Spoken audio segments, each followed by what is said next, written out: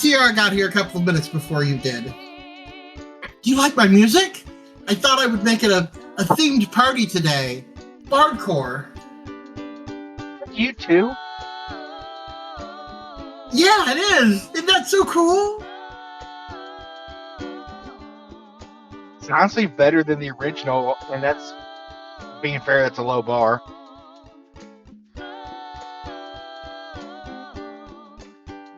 I thought it was a really good song. I really liked it. It made me think of you a lot. With or without you.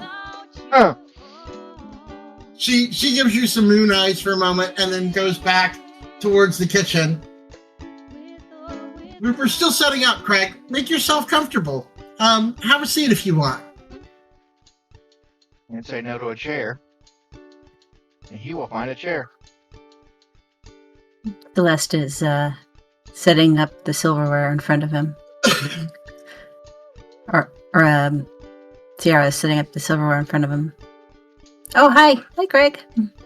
You get roped into being the help? It's the perils of showing up first. I don't know about you, but I hit mostly green lights in the way here. Makes one of us. I think it was her crystal. That or her horoscope. You will hit all green lights on your way to your medieval dinner party today. Of course, they're never that specific, are they? No, they never are.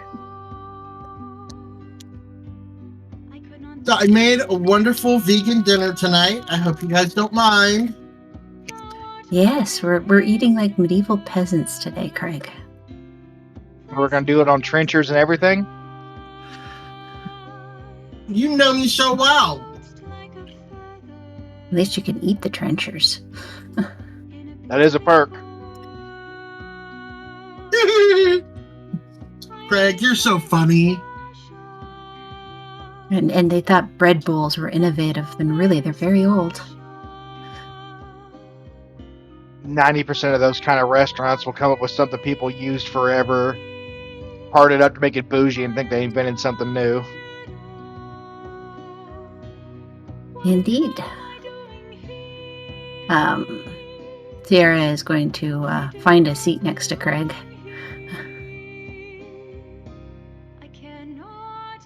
Celeste is in the kitchen. You hear the sounds of the refrigerator opening and closing. Bottles, slight clinking sounds. You hear her footsteps back and forth through the kitchen over the music. There's the sound of rain on the roof. Very light, almost drowned out by the music. Tonight it's supposed to rain. I don't know how long. Rain is so beautiful, don't you think? Well, I mean, it helps with the pollution. I know, right? At least they don't test the pollution on animals. No, they just get the rest of us. Tested on humans. Yeah. There's enough of us to go around. We're not going to miss one or two. Oh, Craig, you're so funny. She puts her hand in front of her face and laughs. So how you been doing, Craig? Seems like it's just been busy lately. I don't know. People's cars are messing up more often, or people are just dumb. Could be a combination of both.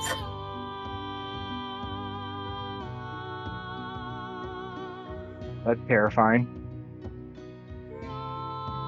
I mean, that's people. Yeah, and well, the fun part of a service job is getting to explain to people what something's broke, and then they blame you for it. Well, they can't blame themselves. No, that's my job. Yeah. I mean, the library's been pretty quiet lately, but I don't mind. That's where The you're library's working at supposed to be now. quiet? Pardon me, you both spoke at once. Go ahead, Craig. Isn't a library supposed to be quiet? Well, I mean, quiet, yes, but It also can be quite busy. But I'm enjoying it, keeping busy How long have you- organizing and helping people find stuff. How long have you been at the library now? Oh, 3 years. It's been that long? Crap.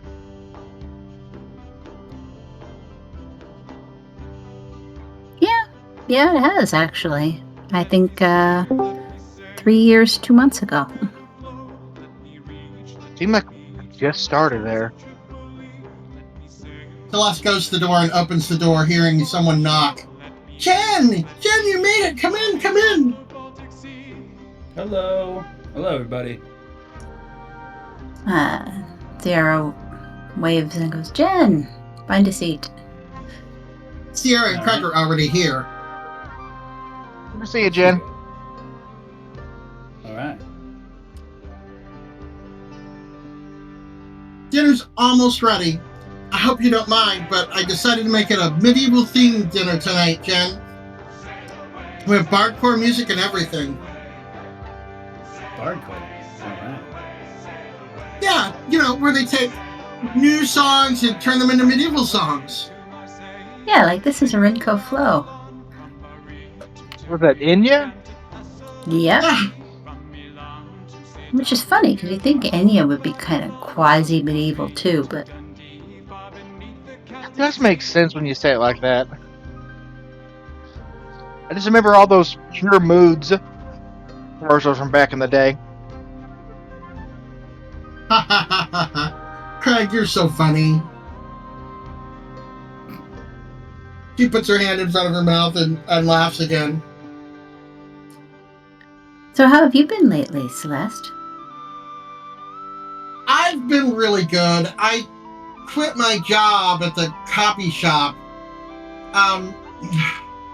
I was printing out flyers for my friends' businesses, but my boss, he kept complaining about it. He said I was using it for personal reasons, but according to my friend Benita, she's really a close friend these days.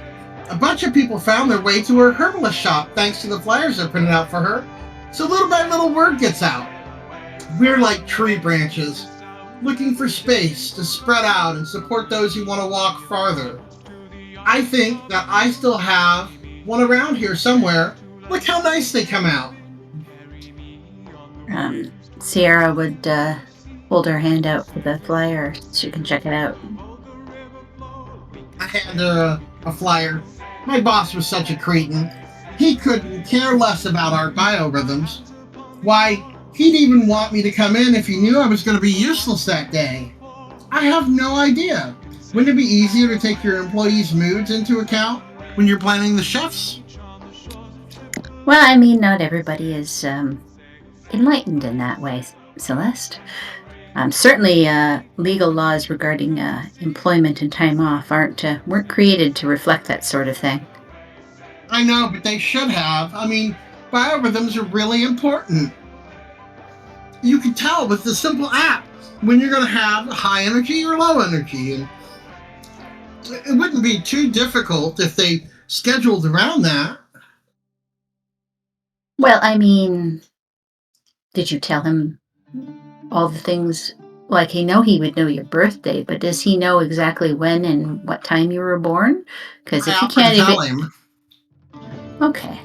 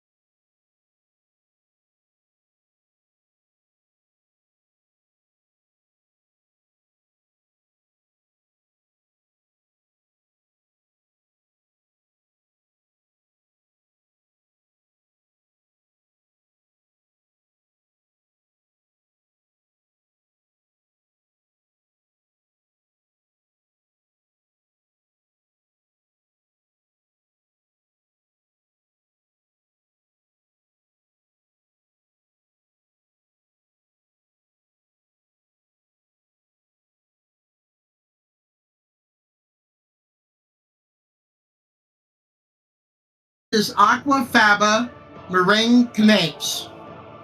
It's made from chickpea water, dipped into airy dollops. That one is lion's mane mushroom pate. It's made from an adaptogenic mushroom believed to support neural rejuvenation. And there's the starter menu. Celeste is going to pop a canapé into her mouth. Aren't they so light and airy? They're very light, yes. Yeah. Sierra is probably planning to get a burger later. I have a feeling this kimchi is going to make me light and airy later. Are y'all saying that out loud, or are you just thinking that to yourself? Well, Sierra is definitely thinking the burger comment to herself because she doesn't want to offend her hostess. He is definitely like trying to say it under his breath if he does say it out loud by mistake. Let me go ahead and... Did Sierra hear him?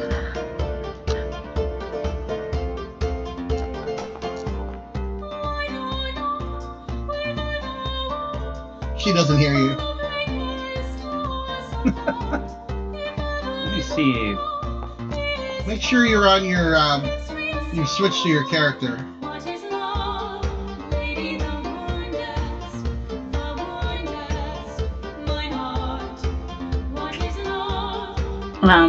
Sierra just kind of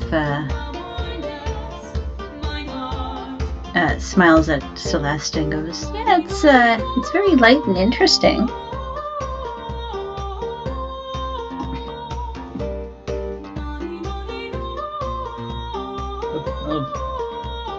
Let's see what rejuvenating my neurals feels like. Have some of this pate.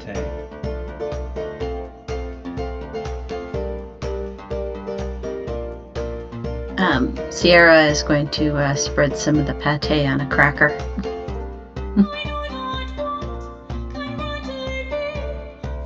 Well, the pate's pretty good. And then under his breath, it actually tastes like real food.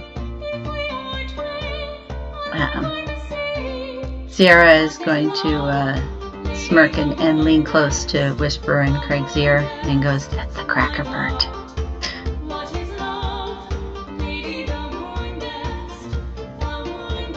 Of course it is.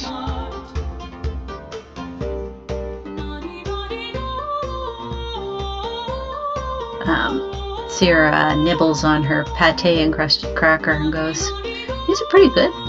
Where'd you get the recipes from?" Hey, look at nice taste so good. You want to sit it? You want to chug a leg? Oh, I got them off of this new age website for vegan living. It's veganliving.com. Well, that makes sense. You know me, I'm very experimental when it comes to my vegan food. This is true. Yeah, I'll agree with that. Okay, well, don't fill up on this because I have a main course, and I think it's to die for. Okay. So have you read any good books lately, Celeste? Unleashing Your Inner Vegan, Neuhauer's Guide to Protesting Against Animal Cruelty, and there was another very interesting one. I can't remember the name of it at the moment. It had to do with it was Dr. Spock's raising a child. I know, I don't have a kid. It's crazy, but the book just sounded really interesting, and one of my vegan friends suggested it to me. She said, Dr. Spock is so witty, and I've only really started that one, like, I don't know, maybe a few days ago. Oh, well, it certainly seems a little different than the other books you were reading.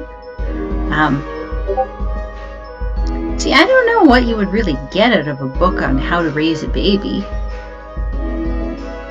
I don't really know either, but she said that he was really witty, and I thought I would try to expand my mind.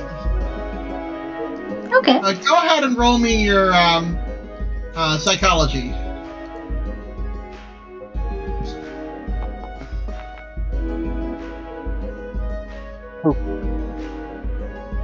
My characters are failing psychology rolls.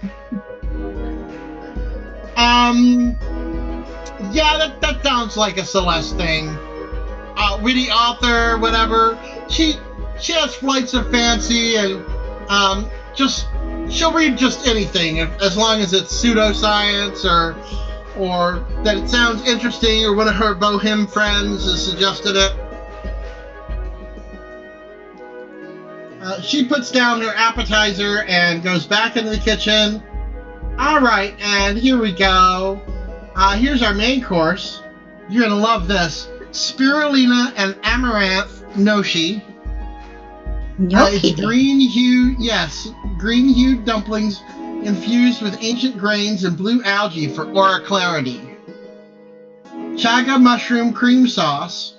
It's better than truffle. Chaga is the new foie gras, without the guilt.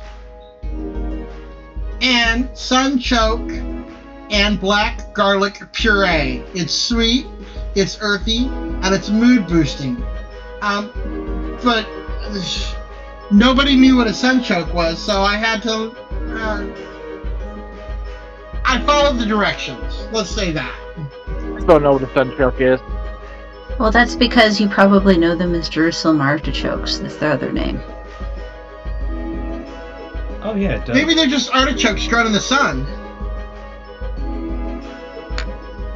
I'm not gonna say no to artichokes, at least.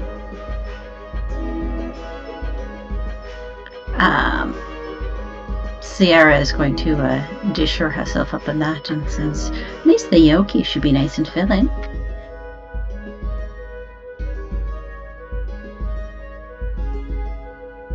So, I have an announcement. I'm going to start my own business now. I'm going to call it the Old Wine Shop. I mean, my parents left me a trust fund for college, right? But Right. those lawyers, I swear, they wouldn't let me access it unless I was using it for school. So I enrolled in a philosophy program to get them to release the funds. She covers her mouth and lets out a mischievous giggle. I've already spent $1,500 to cover the startup costs. The paperwork should come through in a couple of weeks, and then I'll start printing the advertising. Although not at where I used to work, obviously. I've already signed a pre-contract with the supplier, Neville Wineries. I wrote it down in my manifestation journal. She holds up a small notebook with sky blue covers dotted with red flowers. The pages have... I didn't know you knew that much about wine, Celeste. I don't, but wine is something you can learn. Well, actually, I drink a lot of it, but there is still some things I have to learn about it. Actually, I would think that you would want to learn more about it before you actually invest in the business. Well, I think of it as a learning opportunity as I earn money. You have to have some means of income, right? That is, I guess, technically correct. She holds up a small sky blue notebook with red flowers. The pages have decorative floral border at the bottom. Everything I write in here ends up happening. Maybe not right away, but sooner or later it comes true. It's all about channeling positive energy and good vibes. She smiles. Rick kind of sends a side glance to both Sierra and Jen. Sierra just kind of shrugs.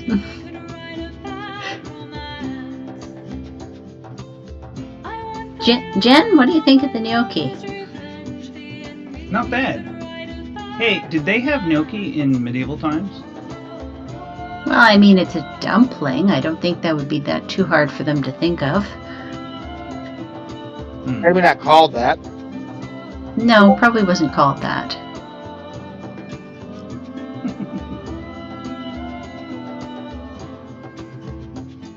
Well, Jen, if they didn't have gnocchi, then I feel very badly for them because this is really delicious and they would have enjoyed it a lot. And given all the plant-based food they were eating because they were poor, I think they would have enjoyed it too. Well, I'm going to go medieval and just eat it with my hands. Oh, that's a wonderful idea. Oh, I wondered where you were going with that. Sierra says, Celeste, you should probably give him an extra couple of napkins for that. Celeste gets up and goes into the kitchen and comes back out with a small handful of napkins. She sets them down on various places of the table, careful to avoid the candles that are burning in the center. Sierra is going to eat her dinner with a knife and fork as her parents intended her to eat all her meals.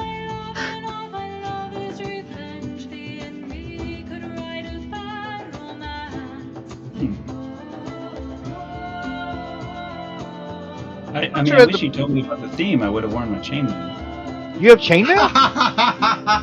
Jen, that's fabulous. Who doesn't? Well, you got me there. Well, forks were brought to England by an Italian royalty.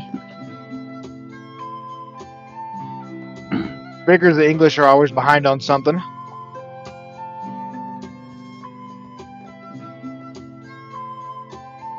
Well, people used to bring their own knives to dinner back in the day, too. Oh, yeah, they used to just be in the corner as well. Fun fact. Used to.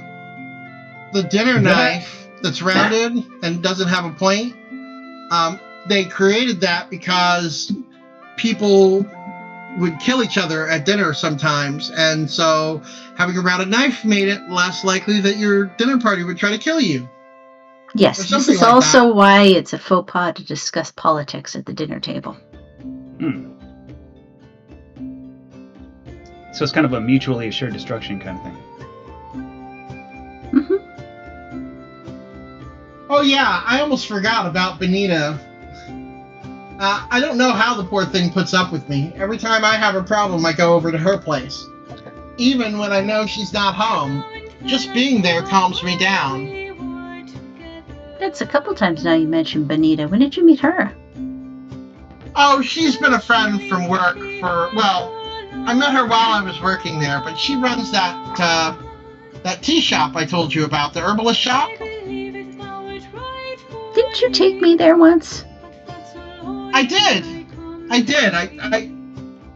It was that quaint little bohemian herbalist shop, remember?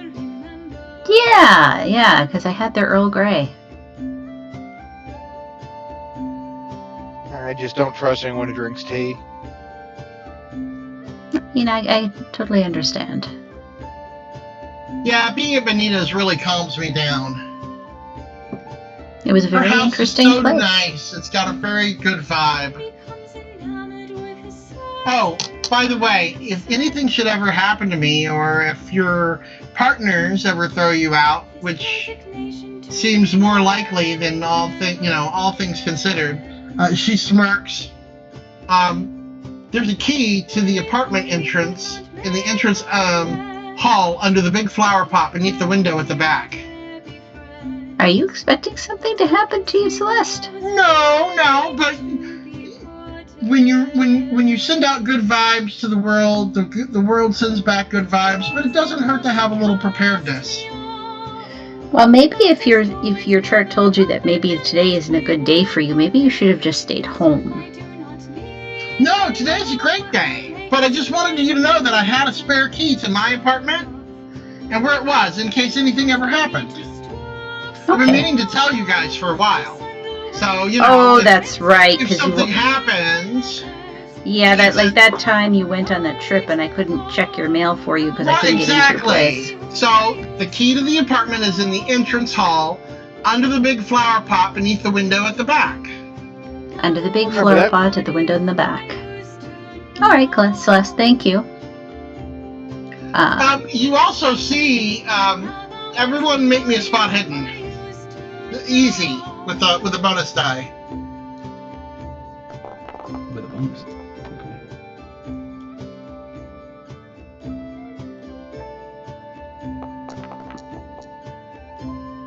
That'll work.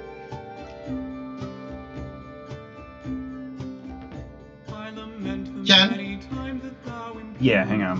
Trying to figure out. No problem. There we go.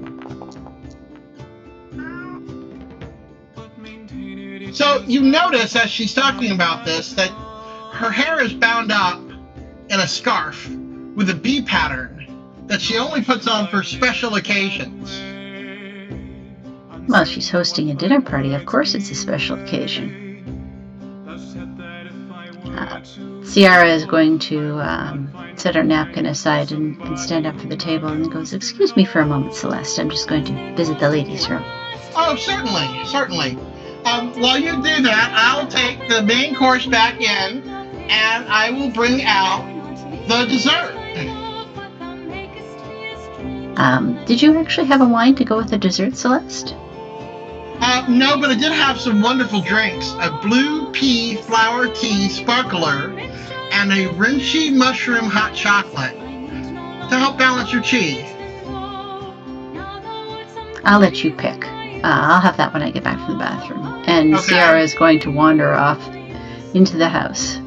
Alright, well, she brings out a pitcher of blue tea flower sparkler, a vibrant blue tea that changes color with lemon. Cool. I call it alchemy in a flute. And she hands you a bowl of lemons. It says if you pour some and then you put lemon in it, it changes color. Does Ciara get anything out of snooping in the bathroom? Go ahead and roll me a spot hidden. Meanwhile, Craig is playing with the color change. No. No, you don't spot anything. Okay, Ciara Unless- washes her hands. Unless you're looking in, are you looking in any place in particular? Medicine cabinet. Drawers. Okay, no, you don't see anything. Okay. She's going to wash her hands. And on the way out of her bathroom, does she notice anything else about her house that might have changed from the last time she visited?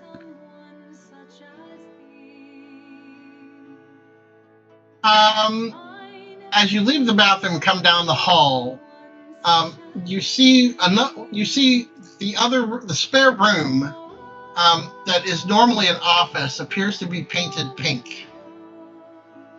And you see a big box in the room. Ciara is going to pause in the hallway, cock an ear towards the party, and slip closer into the room to check out the box. Okay. The box looks like it is a crib. Oh. Wait. Does Ciara remember Celeste actually having a boyfriend? Currently? Go ahead and roll me your intelligence.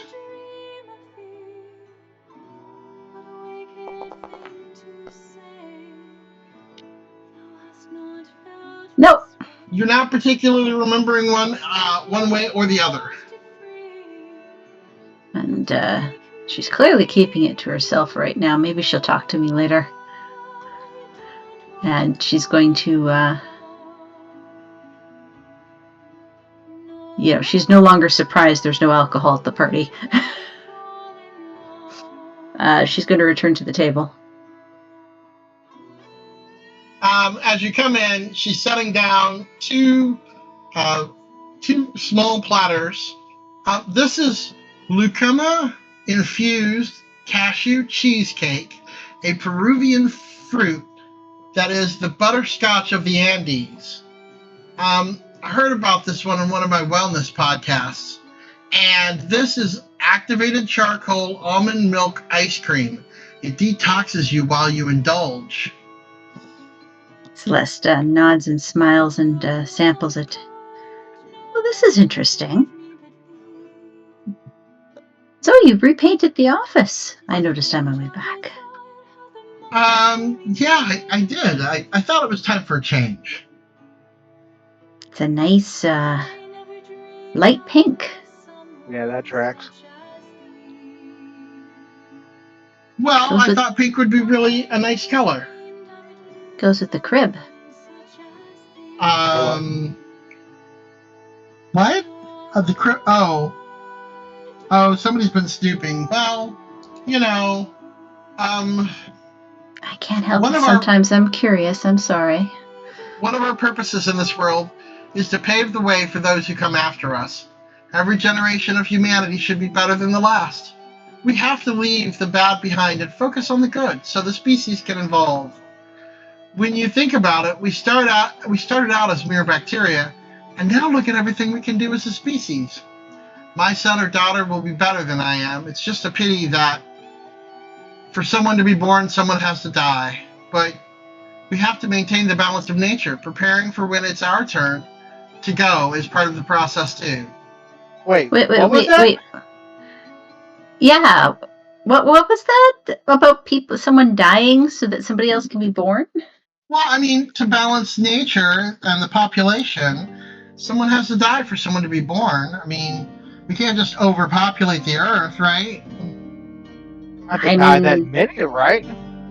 Yeah, I mean, there's people in nursing homes right now that are on their way out. I don't think I said that, but yeah, there are people that die all the time. You just have to time it right. Well, actually, you what books don't. are you the ti- reading?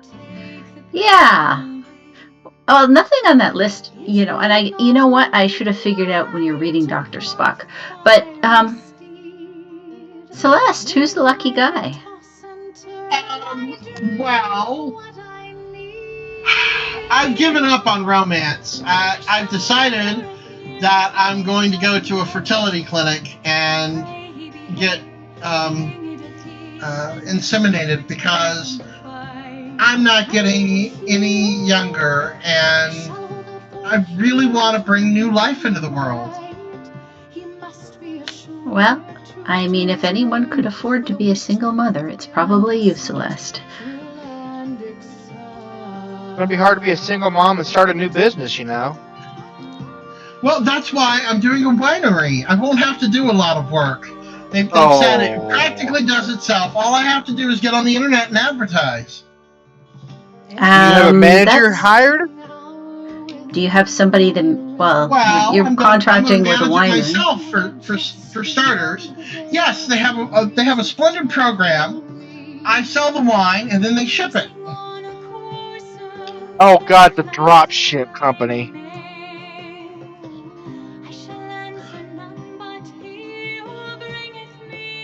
I don't know that this is the best idea, Celeste. It'll be fine. It'll be fine. Look, I sell the wine. They deliver it to you. It's all legal. I checked into everything. It's above board this time.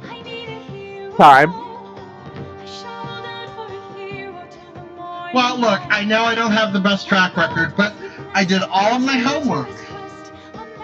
I understood the assignment. Well, I'm glad you did actually do your homework. They even use 100% organic certified vegan ink on cruelty-free paper. What's non-cruelty-free paper? Well, I mean, where they test the paper on animals. They told me it was cruelty-free. Blink, blink, blink. Did you Rick's not? face is just like getting more and more confused. Did you not actually have that thing in elementary school where they tell you how paper is made, Celeste? Well, I was told that some wine companies use like a lamb's wool type paper. Not Sort of a merino wool paper on there. This is just regular old cruelty-free paper. No, Not actually, lamb's wool paper. you can't use wool to make paper. Paper is made from wood pulp.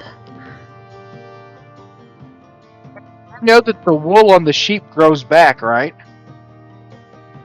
Yes, but it's very cruel.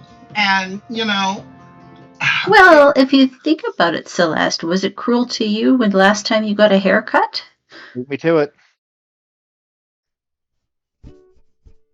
Yeah, but that's not the same. They didn't grab my arms and legs, throw me on the ground, and shave me while I was crying, all the way to my scalp. Well, maybe you'd like that. She looks at you and wrinkles her nose for a moment. Sierra is kind of chuckling at her own joke. You worry me, lady. Did one of you have hot wiring cars on your character sheet? No, but I am a mechanic. Okay.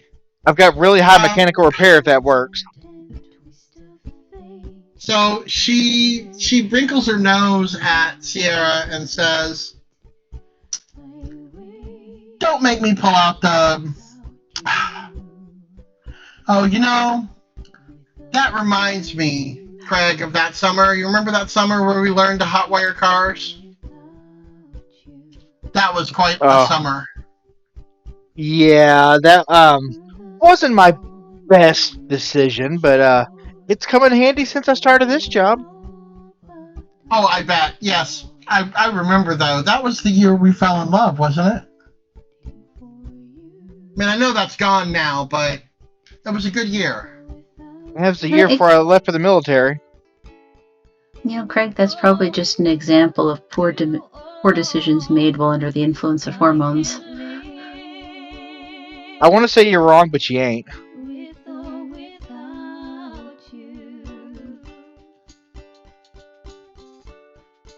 Alright, give me a moment here.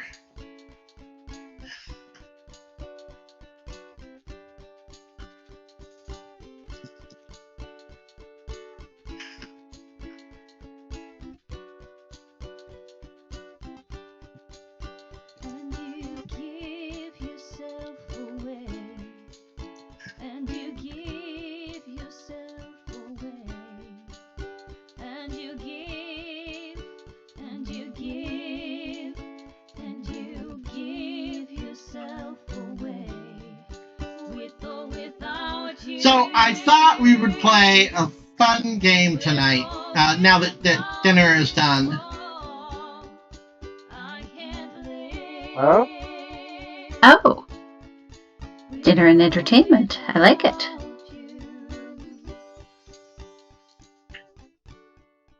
Have we heard, by the way, from Raisin?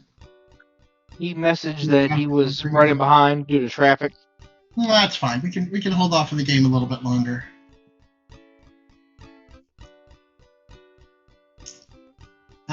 Bear with me a moment here. Actually, could we just take like 5 minutes? Actually, yeah, let's go ahead and take 5 or 10 minutes to get some water and take a quick bio break. I'll see you guys in a minute. Okay. Right, see you in a bit.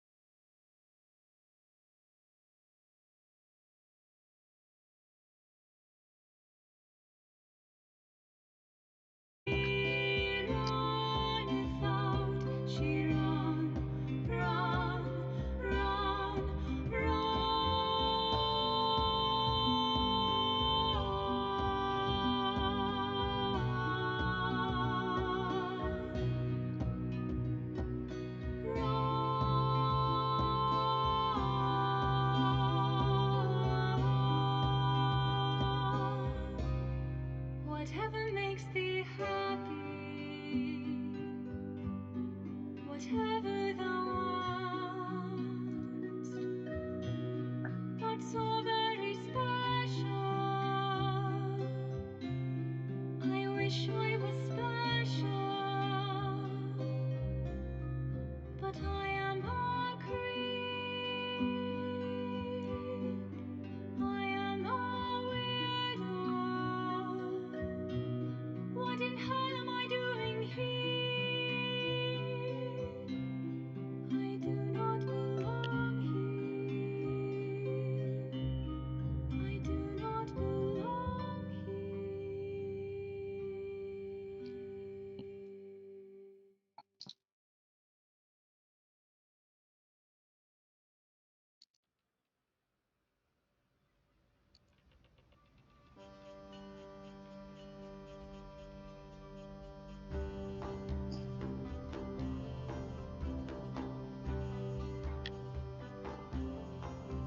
Let me sail, let the Volga River flow. Let me reach on the shores of Tripoli. Let me sail, let me crash upon thy shore. Let me reach far beyond the Baltic Sea.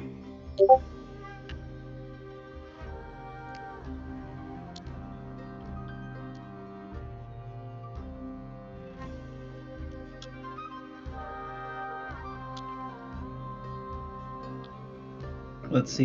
You're a creep. You're sailing away.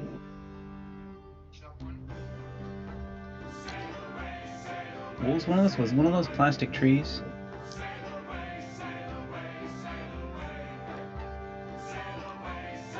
Well, she had Enya for a bit, and U2. Ones I know of are U2, Inya, that one Yeah, but those- someone used to know. Probably has more to do with the lyrics than the artist. Urinco Well- Flow.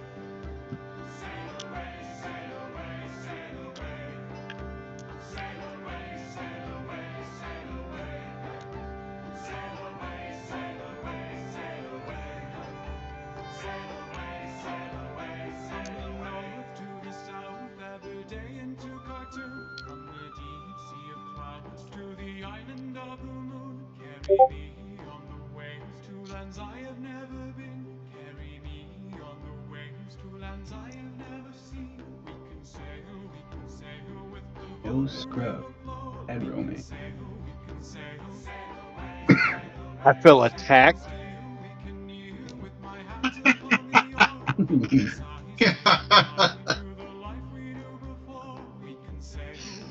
It was with or without you. That was it.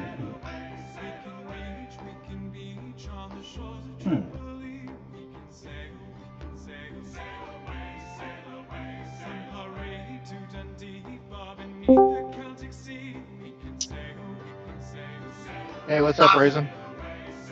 She hears the door and goes and answers it.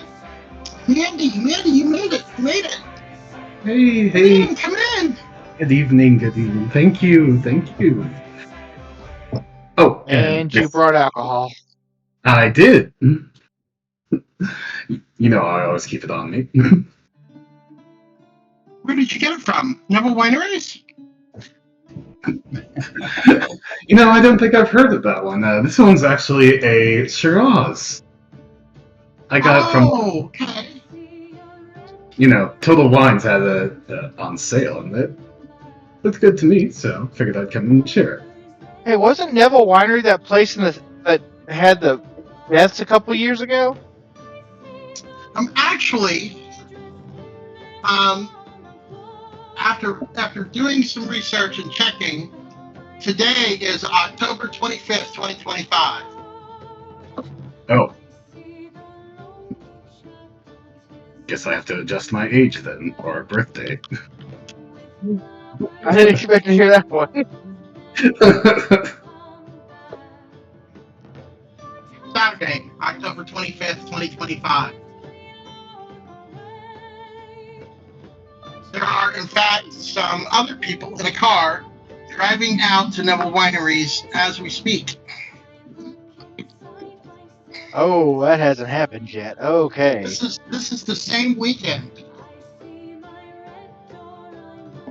Oh, yeah. Oh, never mind. I take back what I said then. Which is one of the reasons why you had new characters. Well, none of them are going to be back in time soon. The music will live on. I just like to think somewhere, an LSD-fueled orgy in a cabin is happening. Probably always true, honestly. Well, here's some of the pertinent information that was being discussed while you were away. Thank you. Celeste is a dyed-in-the-wool radical environmentalist. She showed everybody her blue notebook that she uses to write down things she wants to happen. Celeste's best friend is named Benita, and I showed everybody some of the flyers that I printed for Benita's business. Celeste shared with everybody that she goes to Benita's house when she's in trouble, even if she knows that Benita won't be there. She told everybody that there is a spare key to her apartment, Celeste's apartment, under a flower pot at the end of the hall. Celeste is currently wearing a bee-patterned scarf that she only wears on special occasions. And just before he walked in, she was reminding Craig of her fond memories of that summer that they fell in love and learned to hotwire cars. I want to do it as a hobby now. That's certainly a exciting hobby you've got. Maybe you'll have to show me how to do that sometime. Hey, So why I'm not? sorry that you missed the food, but you're just in time for the good luck ceremony. Oh, then I That's the guess. game that I wanted to play. Oh, And you're also just in time to pour a glass of wine for everybody but Celeste. well, if she chooses not to have any, then that's her choice, right? Oh, I think there's a reason she's not having any. Blink look at Alexa? me. Turns to Celeste like, is she telling me what I think she's telling me? Alexa, turn off the lights. To set the mood. I'll drink her glass for her. She clears off a bit of space on the table and asks all of you to think about what the most important thing is in your life.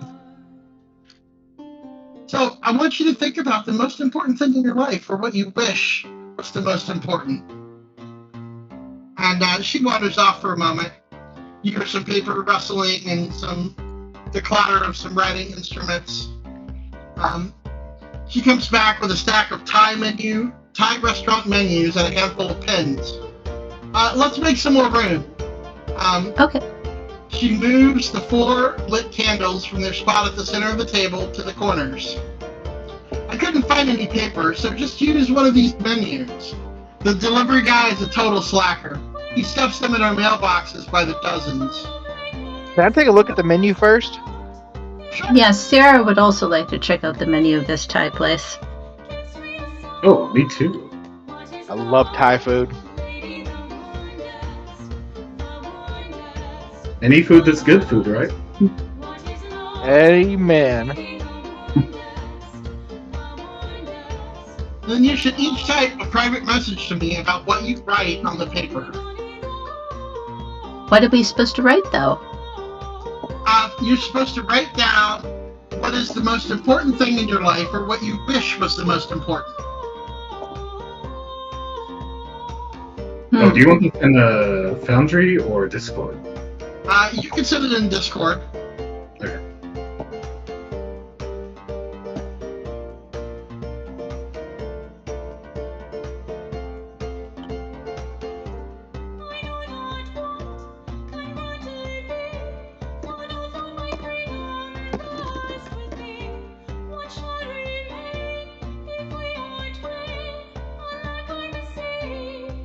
What is love, lady, thou wondest, mine heart. What is love, lady, thou wondest, mine heart. Nani, nani, no.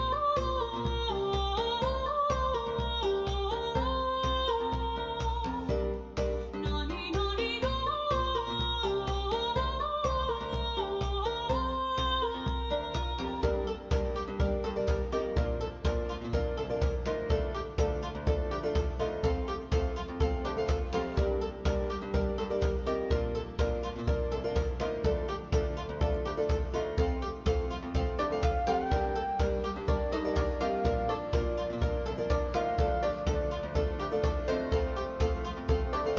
By the way, am I sounding alright? I noticed the book was kind of coming in a bit choppy. I was wondering if that was just a momentary. I'm hearing you okay. You sound fine. I'm hearing you okay. Hmm. I'm just missing Jens. Yeah. I'm still thinking. That's fine. Take your time.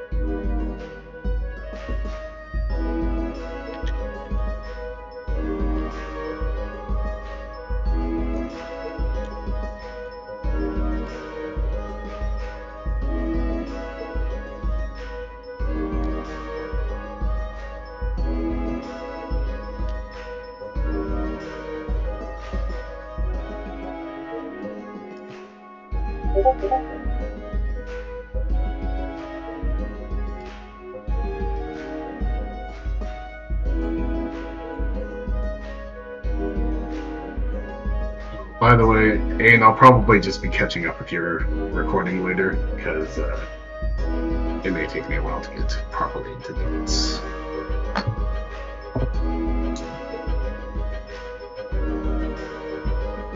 I had the Oh, the video game? up. What to stop the playlist? No, not the Bardcore.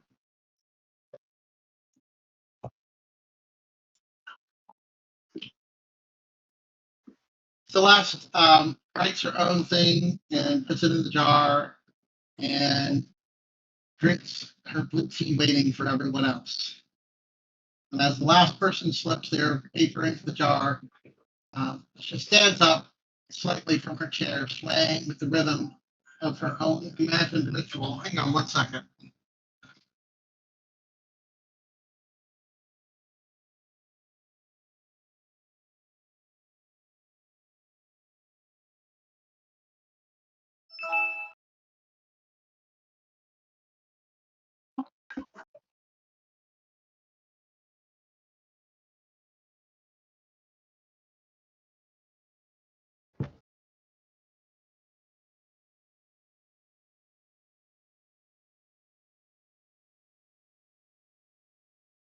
Sorry about that. Some spammer pretending to be Xerox wanted to know if I was having a problem with my Xerox machine. Okay. She stands up, smiling beatifically, eyes half closed, swaying to some sort of a music or something that only she can hear. Okay, everyone, shh. We have to say the ancient blessing now. It's like Moldovan or Basque, maybe both. I don't know. It came to me during the sound bath class. Ready? Okay.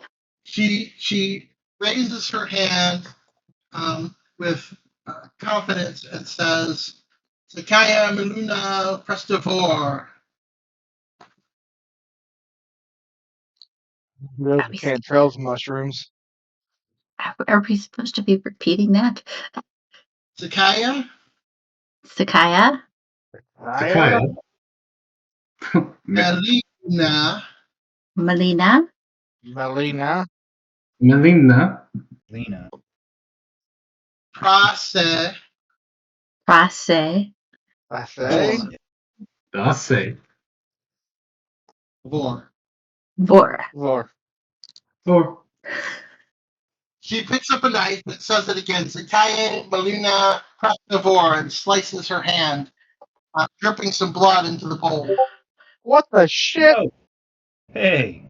man, Sarah, you should be careful. You know, that a slice in the palm is a really awkward place to get a cut. It bothers you every time you move your hand. She puts a napkin against it. Yeah, I know, but we wanted the ritual to go well, right? I mean, it's important. You could It's have nicked important to somewhere me. else if you really need to bleed into a bowl. But blood? Really? That's definitely not vegan. maybe the arches are.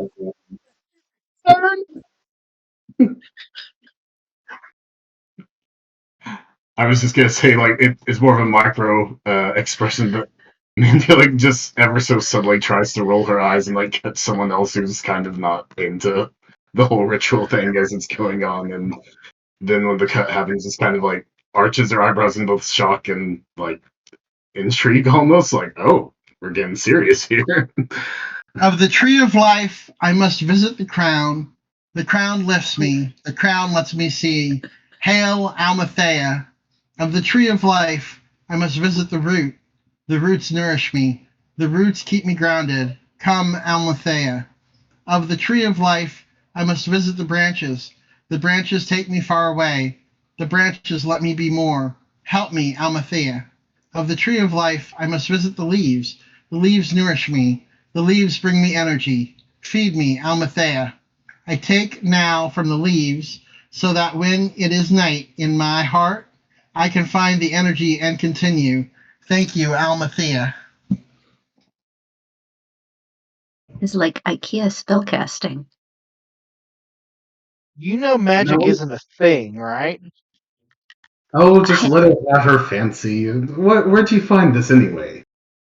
Some New Age book, right? you have to show me where you got this from after the party, Celeste. Sure. There's the text, by the way, in case you want to tattoo her hot necktie. Oh my god.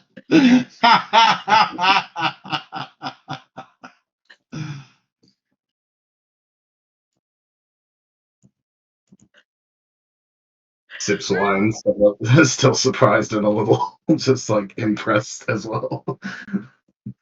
She takes her little blue notebook that she uses to write down things that she wants to happen and um, closes it and puts it on the bookshelf. You see it on the second shelf from the top, all the way on the right hand side. Okay. Sierra notes the position and goes, so what do we do with the bowl now? Oh, well, so Oh, is this one of those like the ayahuasca rituals? Like, are we supposed to inhale something from it? That I would am be not odd. inhaling or drinking anything that's covered with human blood. Thank you. no, there's no need. I put a cover over it, and we just allow it to meld, and we leave it alone, and it will be good luck for everybody. So I wanted to Okay. thank everybody for coming. Does it stop being good luck when your blood dries up and rots? Oh, I don't know about that. Okay.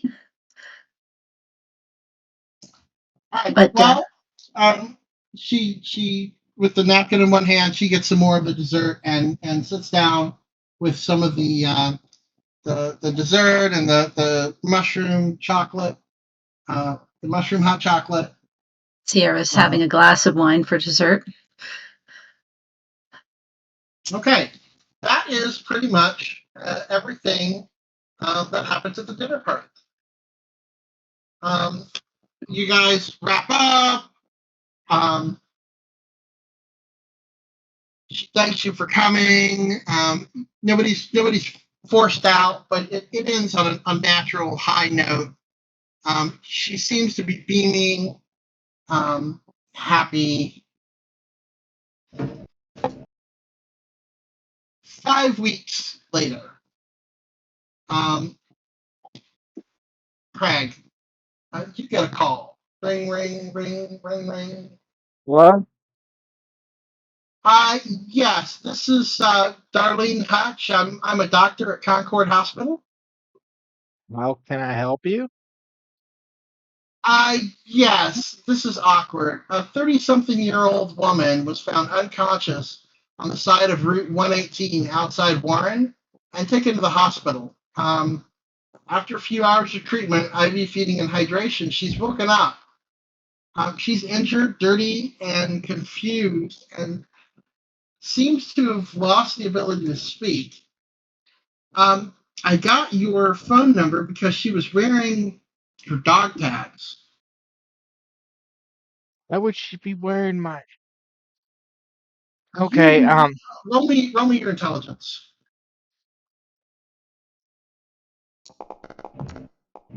Nope. Yeah, you remember that she appropriated those as a keepsake while you were dating. You dated on and off before and after the military. She kept them. Weird. She's still Mhm. wearing them. Okay. Mhm.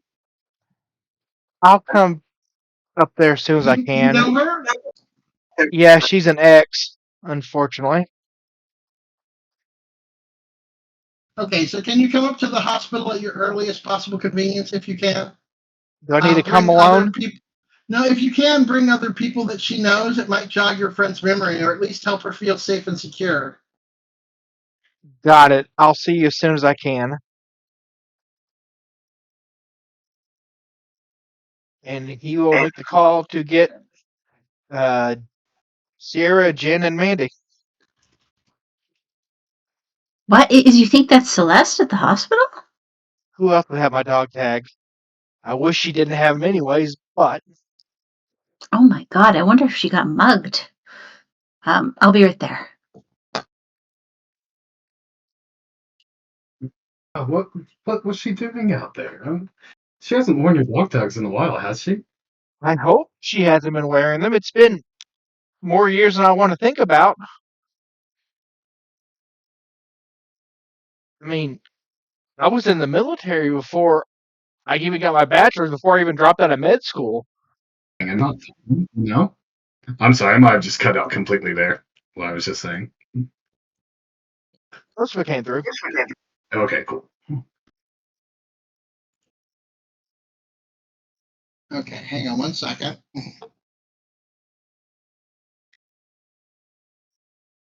I am gonna take this opportunity to just like disconnect and reconnect, see if that helps. Okay.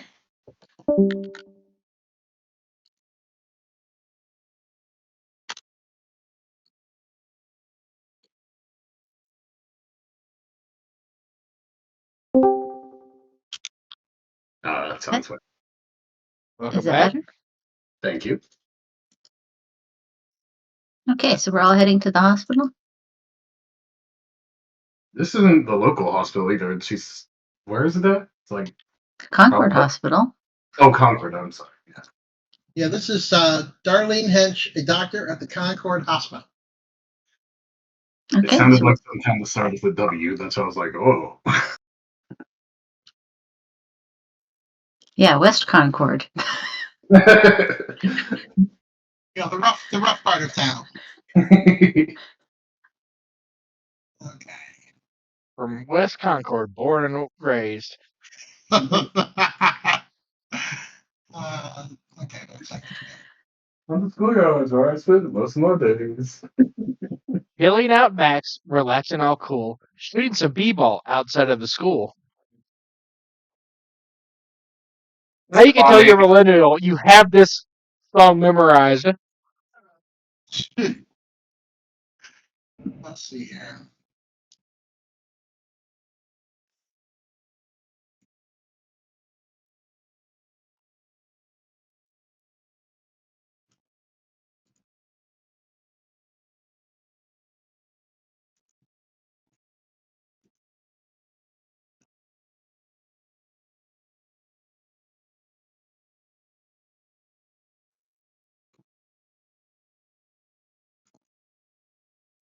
Okay. So this is pretty much.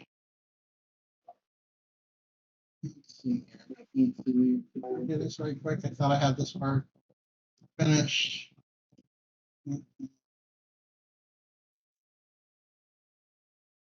See, can everybody see this?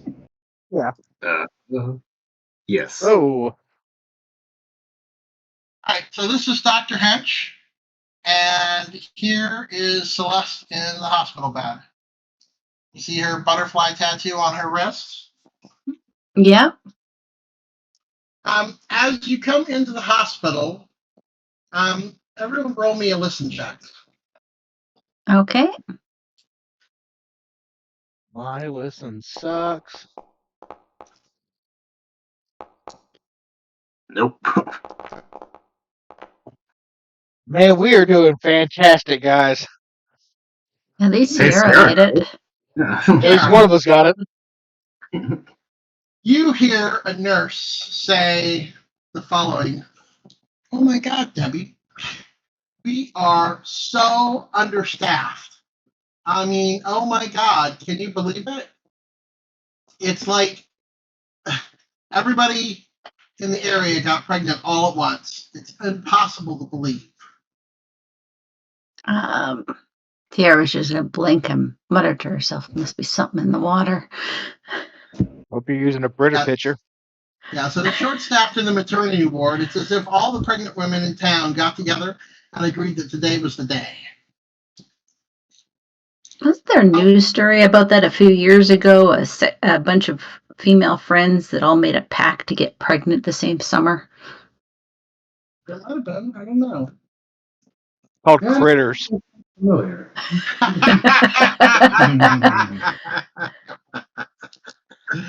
Okay, so you show Hey, up listen, at I the see hospital, you want to you want to chug a leg. Well, Sierra's going to follow Craig.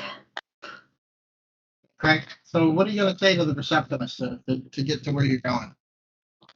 I'm Craig Harris. I got a call that a woman was found and lost her memory. She has my dog tags on. Mm-hmm. Do you know her name? Yeah, her name is Celeste. Do we have her last name anywhere? I don't see a Celeste here. Do you know the doctor's name?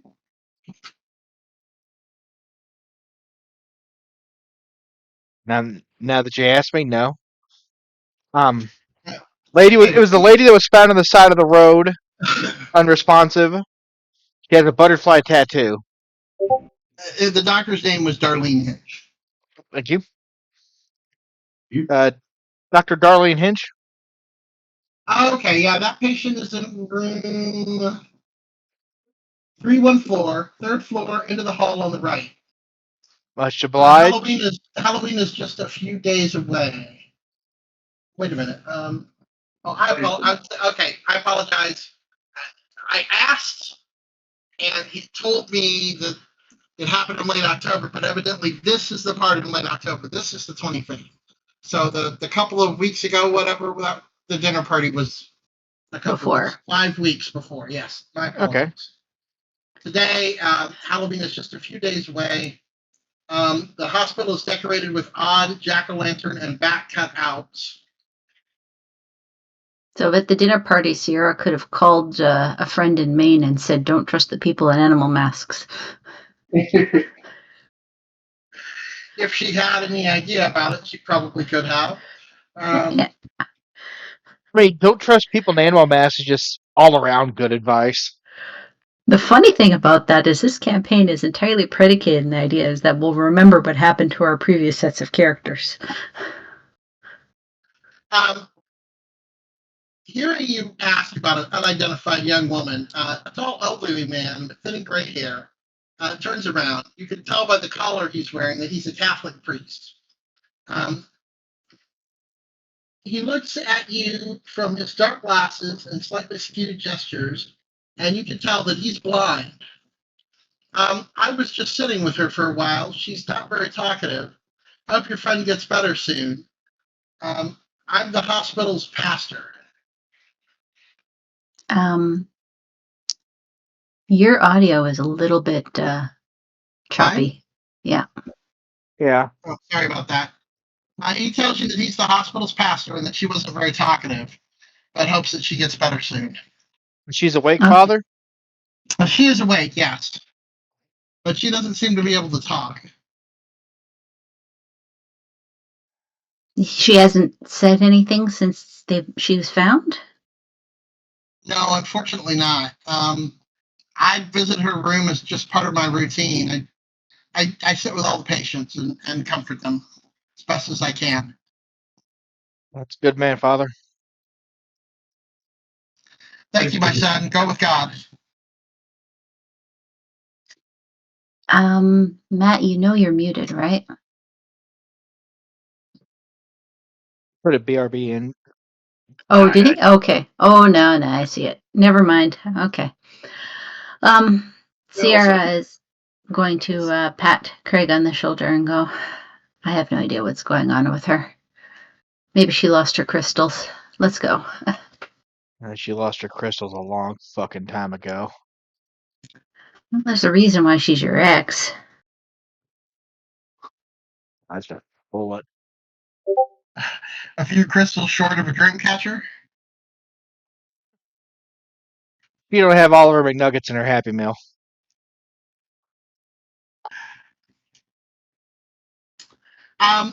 As you go down and turn into the room, you see that Celeste is sharing the room with an elderly Native American woman who is accompanied by another younger person who could be her daughter. The young woman is sitting in a chair, absent-mindedly leafing through the pages of a magazine. Oh, hello there. She greets you as you come in. Hello there. Are you friends of Celeste's? Oh no, I'm here for my mother. The old woman in the bed watches you, eyes wide open, but says nothing. Sierra is going to nod and go, okay. And is there anything on the other person's bed that indicates what their name is? Not that you can see. Without actually going over there. Right. Okay. Okay, she's going to go over to Celeste. You see your friend in bed, hooked up to a battery of monitors that all seem to be giving normal readings: respiration rate, blood oxygen, heart rate, blood pressure. She has an IV in one arm, which is being used to give her what is presumably a saline solution. Celeste is awake and propped up against two giant pillows, wearing standard issue hospital pajamas, which do nothing to cover the bruises on her arms and minor lacerations. Her face also shows bruises, as well as swelling of her left eyebrow and right cheekbone. Oh my God, Celeste, you look terrible. I'm so sorry. Did you get mugged? She shakes her head. On seeing you come in, she gives you a calm, lucid look. She seems to recognize you, but nothing in her expression gives you any clue as to what she might be thinking. Can I check the She charts on her immediately- bed? You can, but as you do so, she immediately raises her right hand and makes a writing gesture as if she's asking for pen and paper. Oh, Mandy has a sketchbook in her purse. She'll pull that out. Perfect. Offer off a pencil. Okay. You had her a sketchbook, though, and you might get graphic depictions of that thing we ran into in the forest outside the winery. She hurriedly and nervously starts sketching a diagram. Sorry, what'd she start drawing? She starts sketching this. Is that a jellyfish? Oh, there it is.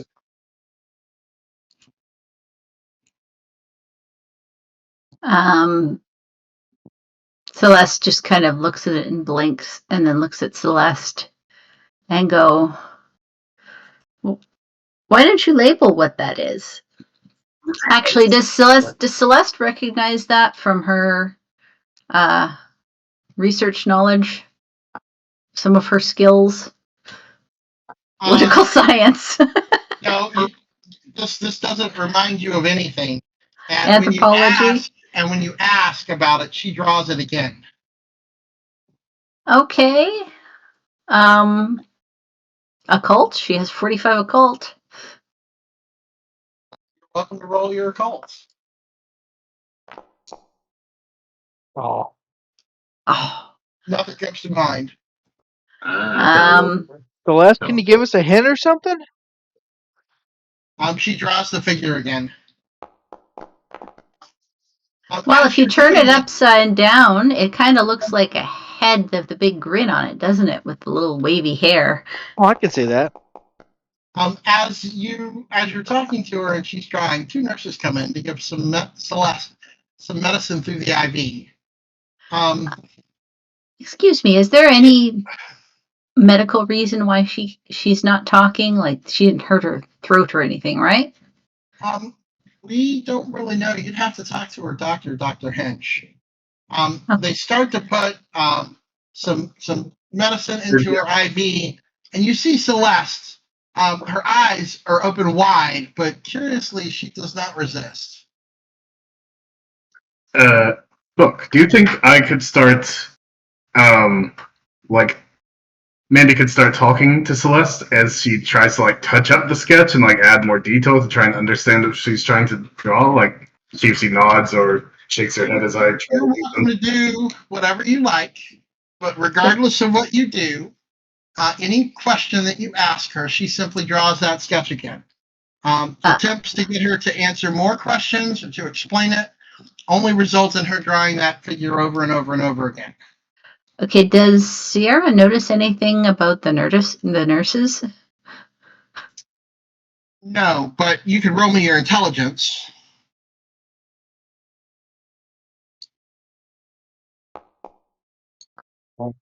Yeah. Celeste is a dyed-in-the-wool, anti-chemical, doesn't like artificial medicines at all. She prefers natural herbal remedies, and it's weird that she's not saying or resisting anything about them putting chemical drugs into her body. Sierra pats her pockets and pulls out the polished amethyst, and she goes, "You told me this thing is for physical healing, remember?" She says. And she's going to reach out and tuck it into Sierra's hands and goes, "I think you need it more right now."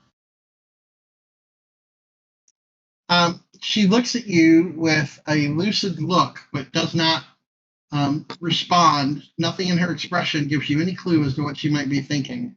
As you hand this to her, you hear one nurse tell the other, remember to prime the IV tubing before you change the line. There's a stopcock to alternate between the saline solution and the injection solution. Otherwise, air could get into the bloodstream and cause an embolism. It's unlikely that enough air will get in. It would take about 10 milliliters of air to cause a problem, but still, you're going to want to be careful. So, what medicine are you giving her? You'll have to talk to Dr. Hench about that. All right, I'll check with her when she's in, and then he'll kind of go up to the front of her bed and pick up the charts I have hanging up and read through them. Okay, you have medicine? Yes, I do. Okay, roll me your medicine. He's both the team mechanic and the team medic. Not very good. He is a med school dropout for a reason. Okay. Dr. Hench is making her rounds, but given the circumstances, I think she could probably spare a few minutes. Let me go get her and let her know you're here. After a few moments, a bossy-looking black woman walks in with a clipboard and a pink stethoscope around her neck, wearing a pink shirt under her doctor's smock. Hello, I'm Dr. Hitch. Thank you for coming. Are you Craig? I am. Thanks for calling. Well, she was found unconscious today, early in the morning, on the side of Route 118, about a dozen miles northwest of town, by a truck driver headed to Boston. The driver said he got the impression that the woman had been walking south towards the city until she collapsed. He brought her to the hospital and left because he didn't want any trouble. Staff on duty didn't get time to get any impression that he had anything to do with the bruises. He seems to have simply found her that way and taken her to the hospital. He didn't leave any contact info, though. We have no further information about who he is. Did she give you any kind of fuss or anything when you started giving her meds? She's normally not the biggest fan of them. That I've noticed. I mean, her eyes get big sometimes, but she didn't argue or attempt to resist or anything. I mean, I would have been shocked if she had. Now, we did file a report with the police, but they have yet to take any action. All right.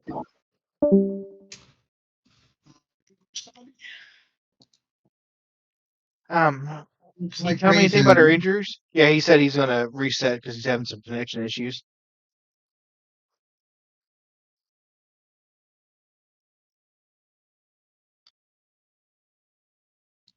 Okay, yeah, that's fine. We'll pause for just a moment. Everybody take 5. Need to get anything to drink or run to the bathroom real quick? Nope, there we go. That was quick. Was that quick? Sorry, I kept cutting in and out to like the audio, and I think my output was cutting out too. I was like, I have got to try something here. Okay, any better? Yeah, I mean it's pretty clear now, but I'm starting to think it's Discord because my speed test I just ran is going good. And I mean, I got Google Fiber over here, so I Be mean, good with that. Have you updated to Discord lately? have I what?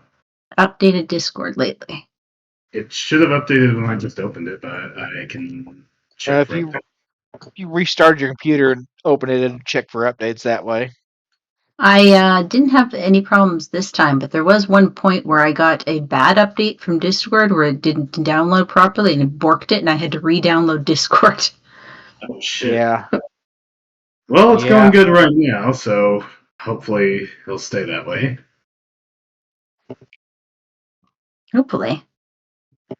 Anyway, sorry, did I miss much? I think we got Dr. Hinch in here, right? Mm-hmm. Okay. Yeah. We're at the point where if anyone wants to ask questions of the doctor. I'd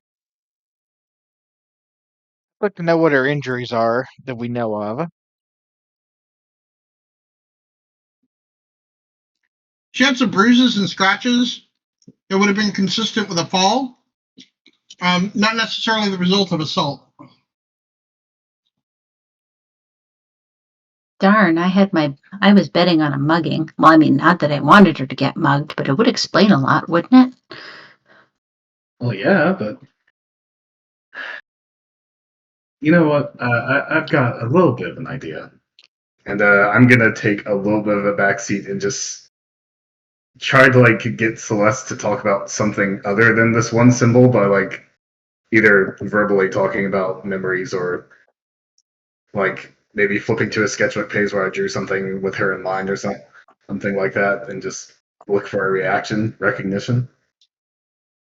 Well, the police checked the patient's details against missing persons reports and found no matches. And since there was no report and there's no suspicion of assault, it's not considered a priority case. An officer is supposed to come by at some point and try to take her statement. Should she indicate that she's the victim of a crime, once she regains the ability to speak, the hospital will apply the established protocols. I can tell you she is healthy and in good condition, except for the obvious injuries to her face. Her vitals are normal, although we'll have to wait and see what happens. There's only one thing of note. Her blood alcohol level which was higher than desirable.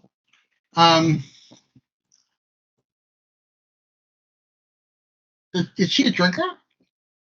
She was No. supposed to be sober. No. She- Actually, I was under the impression she was pregnant. That's why she was abstaining. Yeah. I don't know why she would drink unless. And what Oh, about yeah. normal? Is she normally like a social drinker, or is she like an alcoholic, or? No, I Social? mean, Did she respond to any questions you asked like that? Like, had she been drinking? He hasn't responded to anything, which is why we're asking you. Do you know if she has a car, or in case she was involved in an accident? well, she does have a car. Honestly, if this is psychosomatic, I mean, do you have like a psychiatrist on staff maybe that could talk to her? When you say that she has a car, she shakes her head. What do you mean you don't have a car? You've got. What kind of car does she actually drive? She doesn't have a car. Oh. She's just the rich type that gets driven everywhere? Uh-huh. Does she have like a chauffeur, like a staff, or does she just No, hire? no, she gets Ubers Yeah, she gets Ubers most places, or because not having a car is better for the environment. or she gets me to Doctor? drive. In addition to her clothes, she was wearing military dog tags with Craig's name on them. That's how we were able to contact you. Her personal effects are in a bag in the room's closet. Do you have to see if she is pregnant still, Doctor? We didn't think to run a test for pregnancy, but we can. That's It might really be- weird because anytime a woman under the age of 60 goes in the hospital, are you pregnant and can we give you a pregnancy test? No matter what you're in there for is like the first two questions. Well, isn't this like campaign run by Spanish people? It might be different over there. I don't know. I'm just putting out a suggestion. Maybe they didn't know. Doc, you might want to have her take a pregnancy test and see if we thought she was supposed to We be can- pregnant, and We can do with that. all We haven't this, had a chance. We haven't had a chance to run a lot of tests yet. Like I Sure. said, she's only been in here for a few hours, so we gave her some medicine to help her relax and make sure that her blood pressure is good. Really, we're just at the very beginning of diagnostics. sense. Well, it doesn't sound like they're particularly interested. Have they contacted the police in case she was involved in an accident with her Uber or Well, they something said else? the police haven't been by yet. Okay. I'm gonna go look for her personal effects and kind of muse to myself. Okay, you go to the closet. You find a plastic bag with the hospital's logo on it, hanging from one of the hangers in the room's courtesy closet. 2 undergarments, a dark colored print dress, burgundy tights, and a hair scarf with a bee motif. Bring it out and just you look at Craig. Do you have any idea why she'd be wearing this and your dog tags? No, the bee scarf she was wearing that weeks ago at the dinner party. That's her fancy special occasion scarf. Well, I'm asking. This time Like, this isn't the same outfit she was wearing, is it? No, it's not. The clothes are torn in places and spattered with mud or dirt. They were clearly wet at some point or were immersed in a somewhat sticky liquid that has left them a bit rough to the touch. It was a special occasion. She was. Do you think she might have been coming to surprise you? I highly doubt that. I mean, we don't see each other super often.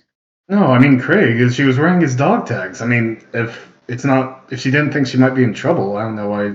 No offense, why she'd be wearing it. Hagen, she broke up with me. Has it been 5 years now? Yeah, it's dead, Jim. It's dead. Would Celeste be the type to at least think proactively enough to say, "Hey, I might, Give me your intelligence. Give me an intelligence roll. Okay, fair enough.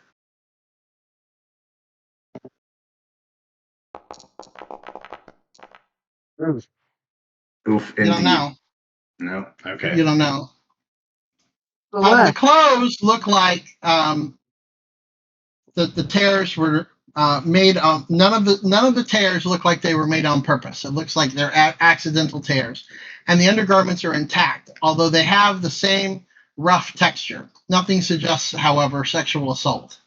Ooh, can I use my appraise skill to just try and get an idea of what made the tears if they weren't intentional? Sure. Well, that's a good way to use it. There Can I are use no my- shoes, no purse, and no cell phone. Can I use my anthropology skill to try and determine anything about from her clothing of what happened to Sure. her? Sure, go ahead. That's a success regular on the praise.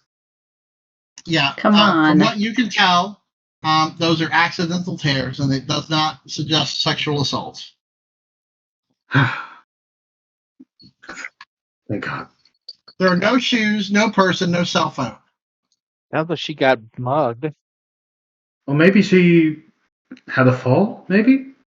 Yeah, but why would they Explain- take her shoes or cell phone? Her clothes are somewhat crusty from some sort of a liquid, a sticky liquid, perhaps. Well, look at her A bit outfit. rough. She might have been wearing her shoes or something. Maybe she was out of it and dropped them on the way here. With the bee thing, you think maybe she was near a bee? I've got honey on her? Celeste? Yeah. I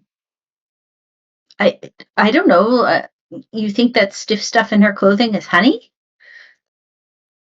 Hell, I don't know. Well, I mean, I imagine the police are going to run tests on it, but and I'm no chemist. Like, are you capable of analyzing fluid dried in a fabric? I'm not a chemist either. I can just tell you about clothing and items and what I think they've been through. I don't think I can really tell you about this liquid, and I'm saying that partially because I didn't get that information as part of my role. Yeah, Mandy, your appraise check. This is not a special chemical. It's not starch, but the effect is somewhat similar. You suspect that it's some kind of a fluid that might have contained either starches or proteins. That's the sort of thing that would cause the stiffness in the fabric. Celeste is going to do the Sorry, go ahead. Sarah is going to do the brave thing and actually attempt to sniff a piece of clothing. Sierra, were you drinking when I picked you up? Shh, I'm trying to see if I can tell what this is. It has a peculiar odor. If you have medicine or first aid, you can roll that. First aid, I guess I'll try. As soon as I find it. Did I roll the first aid as well? Then she's going to smell that? Sure, Well, if you want to stick your nose into it. Against my better judgment. If Celeste doesn't look too grossed out by it, I might as well. Or sorry, Sierra.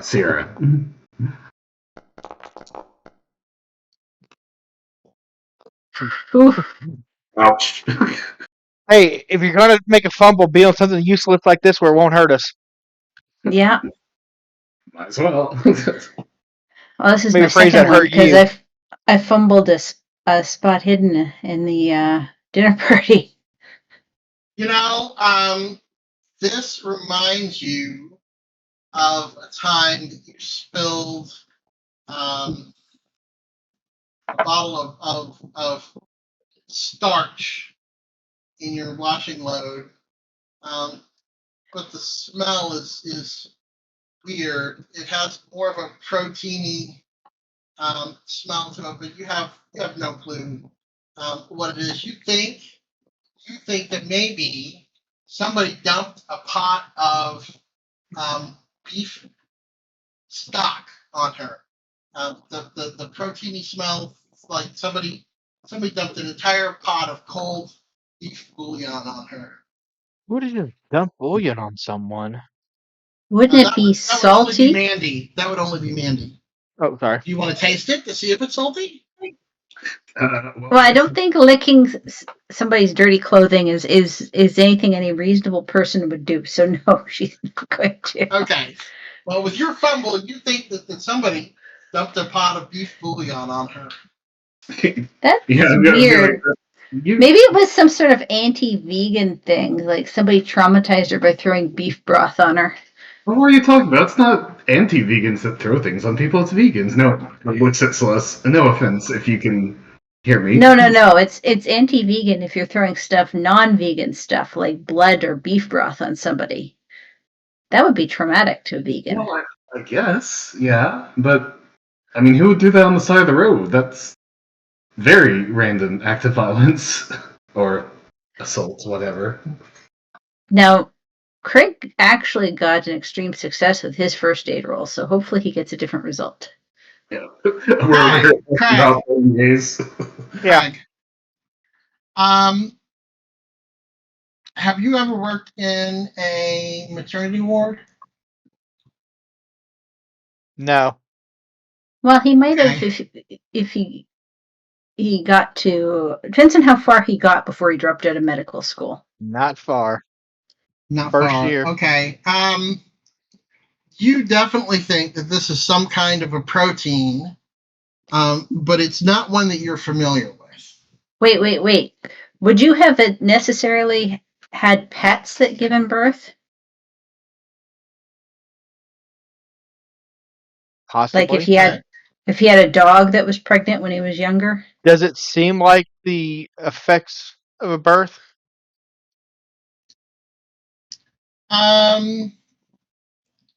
The smell would be not dissimilar from amniotic fluid.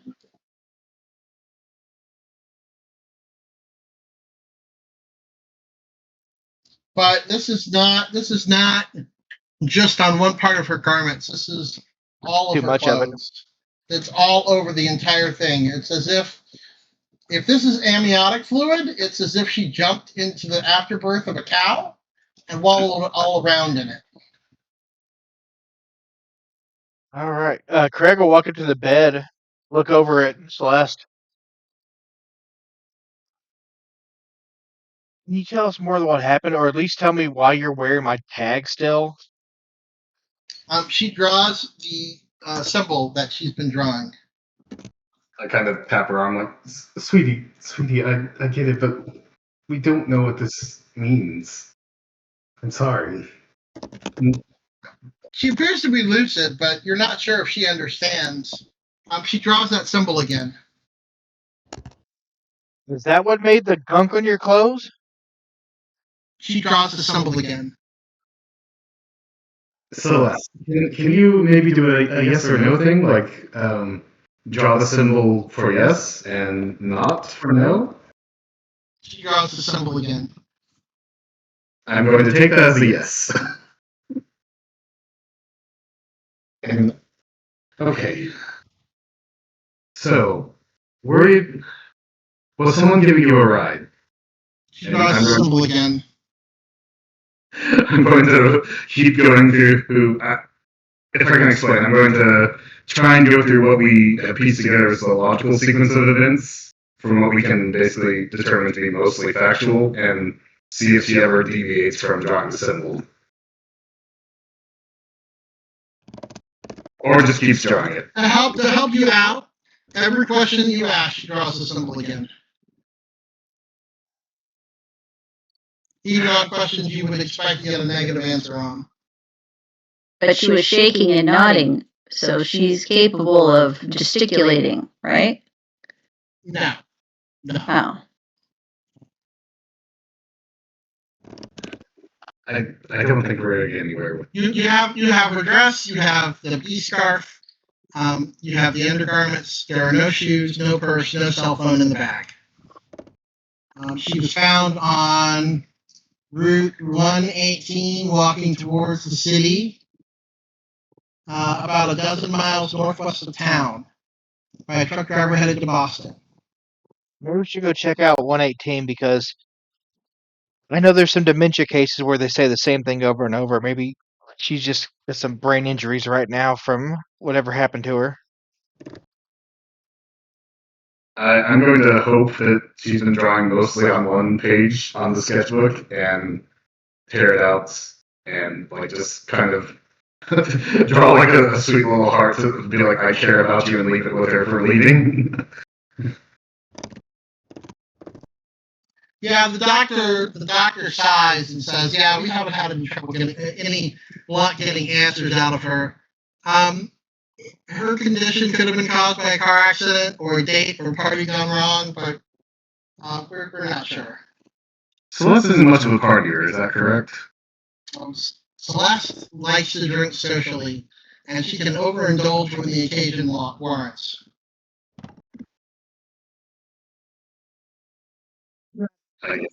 An alcoholic, though. Not quite. No, she's a social drinker, but she can definitely indulge when the occasion warrants.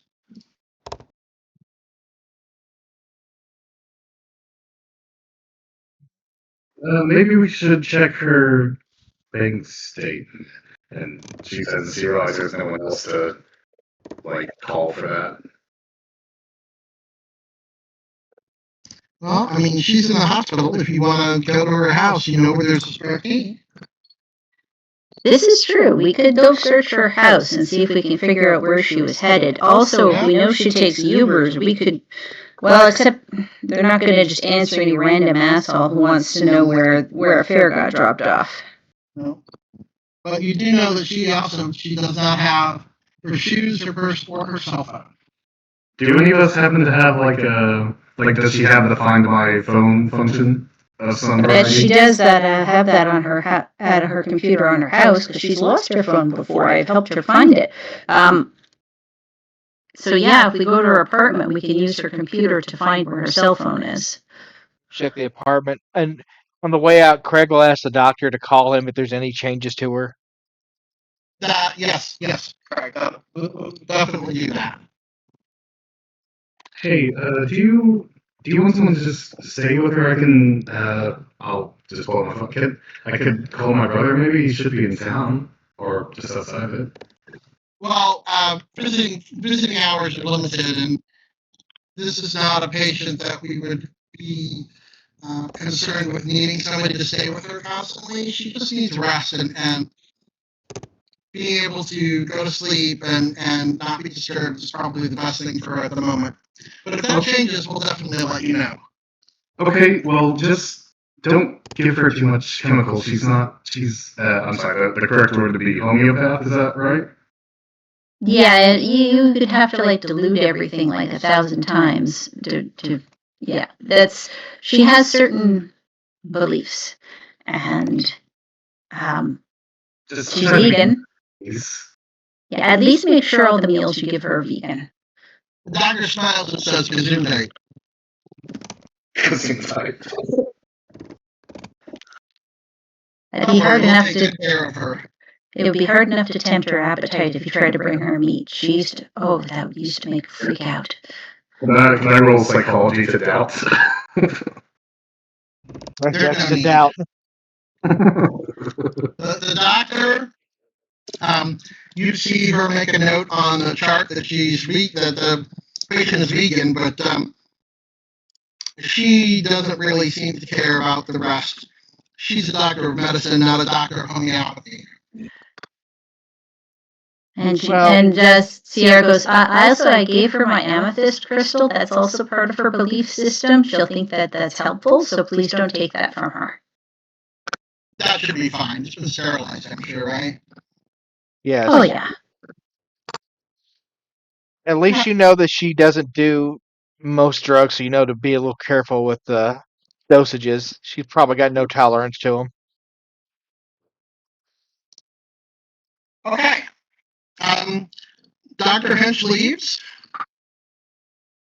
and Celeste stares outside towards the window. Sarah's going to walk over to the window and see what she's staring at, or if she's just staring vacantly. She appears to be staring vacantly. She's lucid, but she's not communicative. Can I ask, her behavior? Is it shall I say, lively for her position. Like in the photo, she's like at least having her arm up to rest. It looks like. Is she? Yeah, she's not like she looks like she does in the picture. Okay.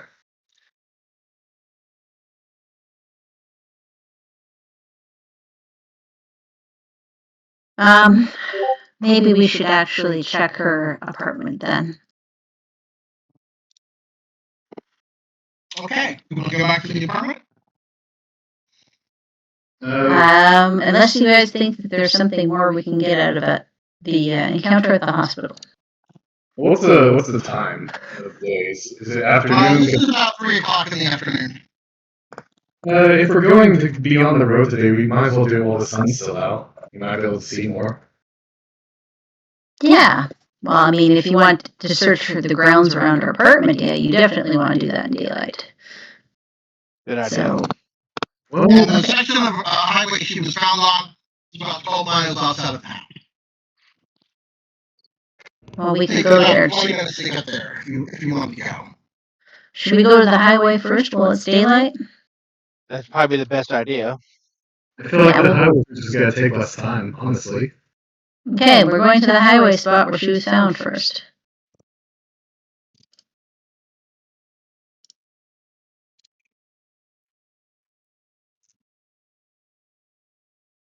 Okay, so are you going to look online first, or are you going to drive there?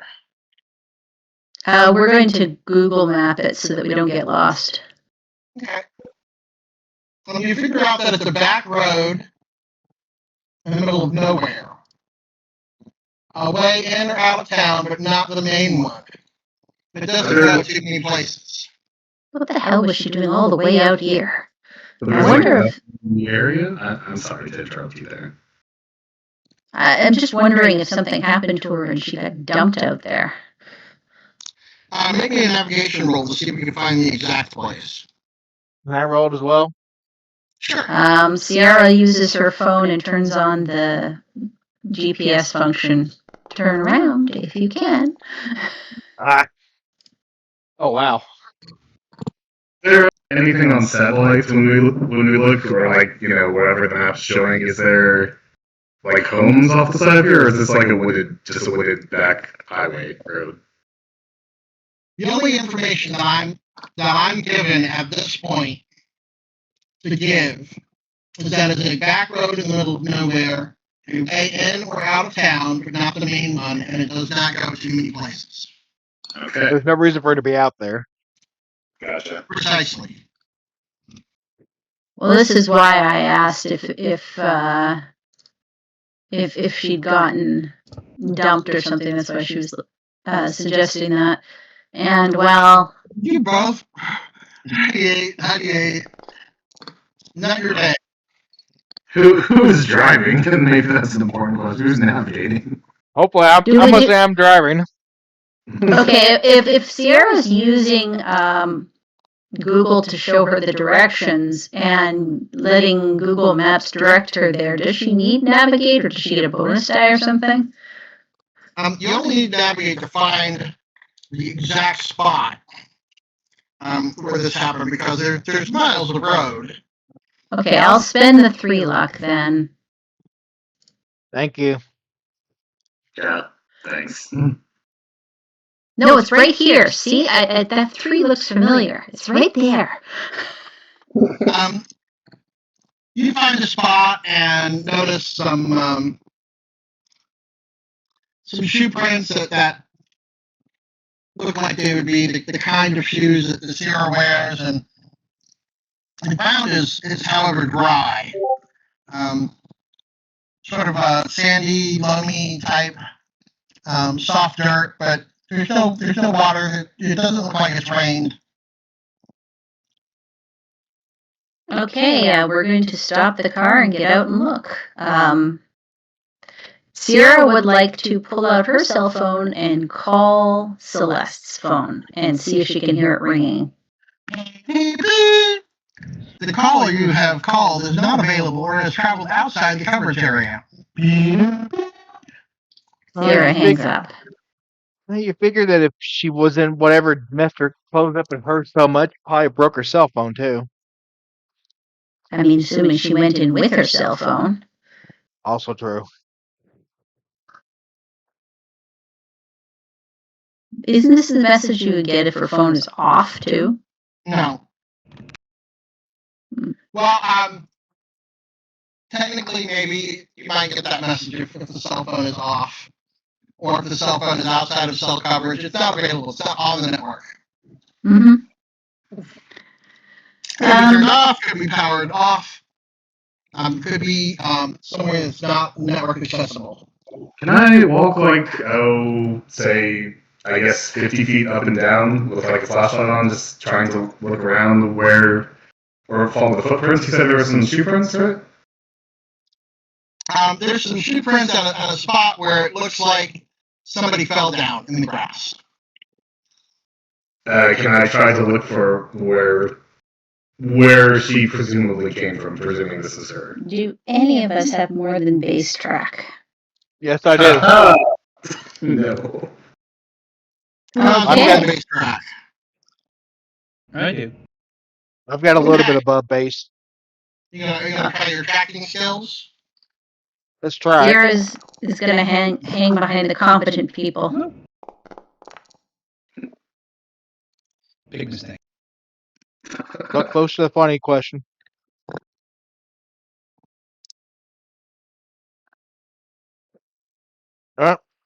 Competent was the relative thing there. I mean, with 40 in that skill, you'd think Jen would, track much better than that. If it was too dry, there's no tracks. Sierra is trying to use the flashlight beams in her own flashlight to see if she can pick up anything glittering in the glass, like a broken piece of plastic or anything else that might catch the light.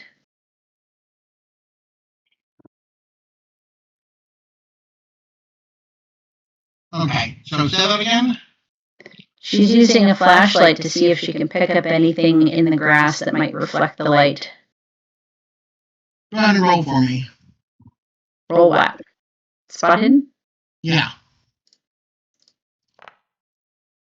Nice. Nice.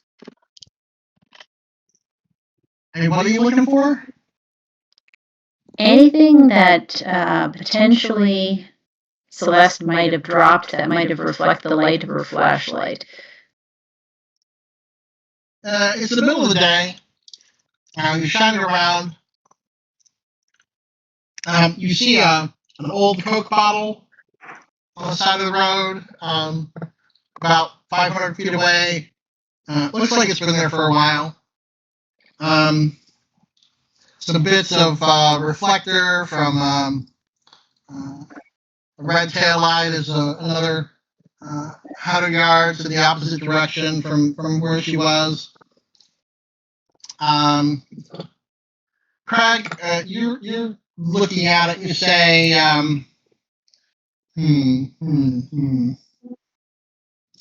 then you smile and you say, a hobbit lay here, and the other, they crawled, their hands were bound, their bonds were cut. They ran over here, they were followed, the tracks lead away from the battle into... I got nothing.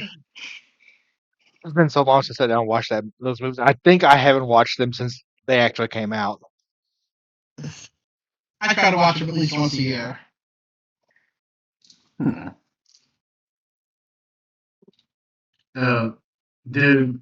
presuming Sierra might share that she found a part of, what was that, tail light you said? Yeah, about 100 yards in the opposite direction. Closer towards town. 100 yards further on than she was, heading into town. Oh. Huh. I guess my thought process was kind of piggybacking off Sierra's and thinking, like, if she was dropped here, maybe there's skid marks on the road. Maybe she turned back around, but... You want to roll me your tracking to see if you can find that? Alright.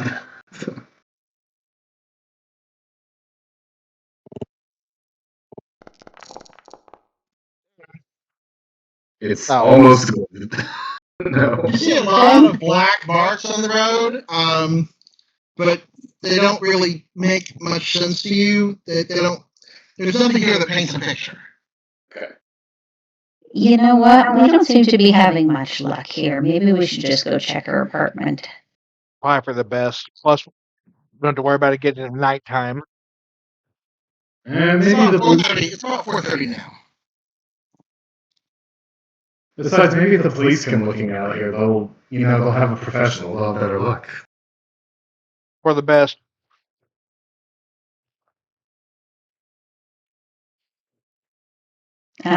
Okay, so I guess we're going to head to Celeste's apartment.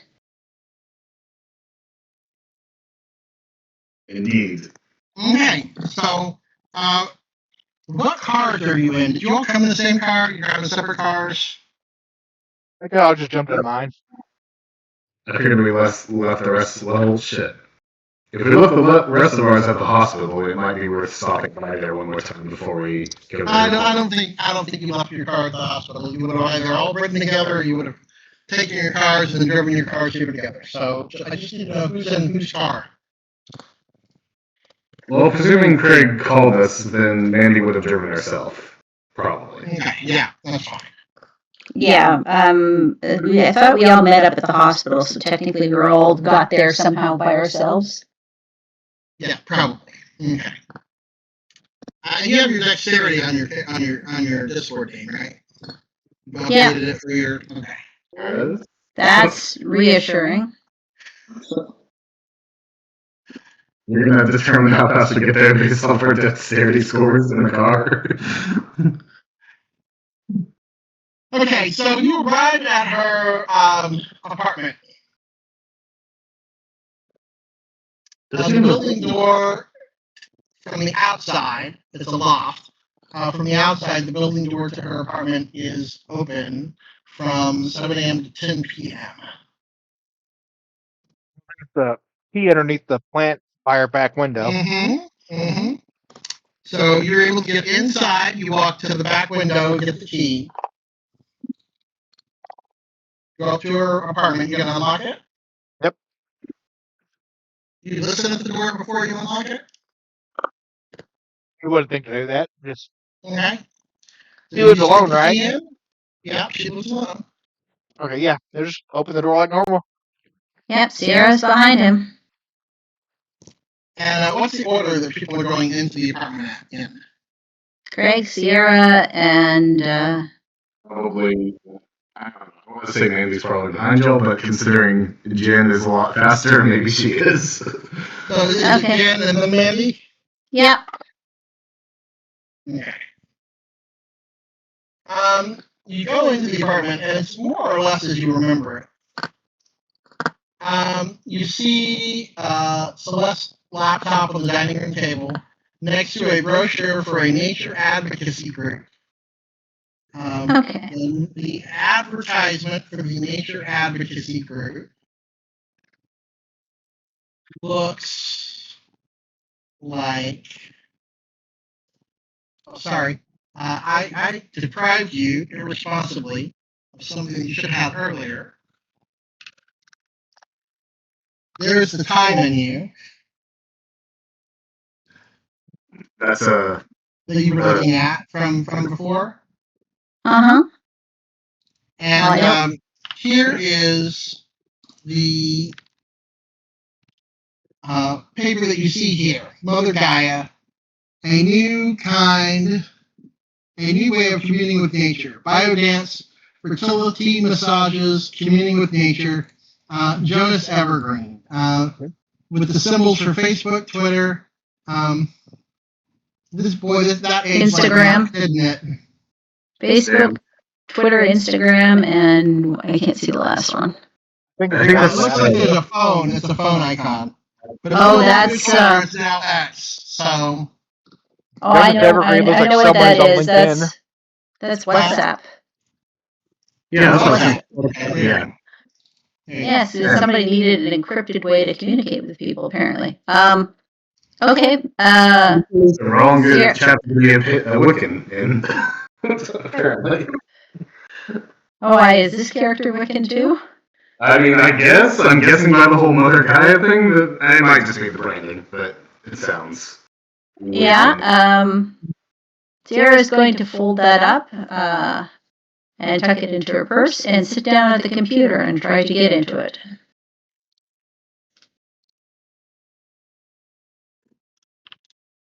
Oh, I'm sorry. Did you ask if Mandy was Wiccan? You would know that she's not. She's atheist. Okay. I'm just asking because you mentioned something about Wiccan. I remember your other character from the previous chapter was. Right. I was saying like that would probably be a bit useful here, but oh well. I mean, your other character before they died got to commune with the trees. Yeah, that was pretty awesome. But then, unfortunately, the trees communed back. They communed back. Yeah. It just wasn't very pleasant from their end. Well, if it makes you feel better, none of us had a pleasant ending to that one.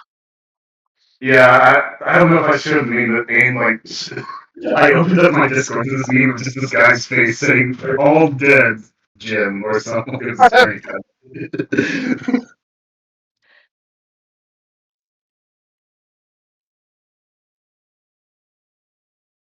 Okay, so do I need to actually roll something to get into her computer? Actually, no, because Celeste does not believe in passwords.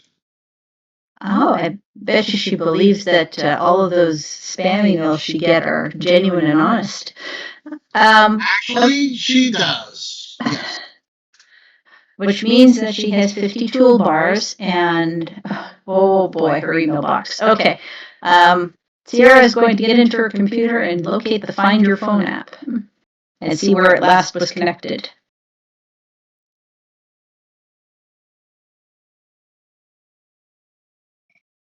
Okay, so give me a moment here. Unfortunately, that's the thing with setting this in the modern day. It's way too easy to find people. Yeah, the Mother Gaia brochure is signed by one Jonas Evergreen, whose photo appears on one side. He's a white man in his early 30s with a mop of dark curly hair dressed in a suit. Her computer is not password protected. When you go to search for the phone, it lists the phone as being location unknown, phone offline. Well, yes, but that's not the only thing you can do to find your phone. You can find out the last place it was connected. Right, which was at the apartment. Oh, okay. Sierra's going to go to her email. Pray for me, guys. I'm going into her email. A A Nigerian prince. Trust the world, as she likes to say. Her emails are all red. Most of them are have been trashed. There's a few emails in spam folders from people promising miracle cures for everything from gout to arthritis. In her email box in the inbox, there's a few emails from let's see, what would she have saved here? Some emails to her friend Benita,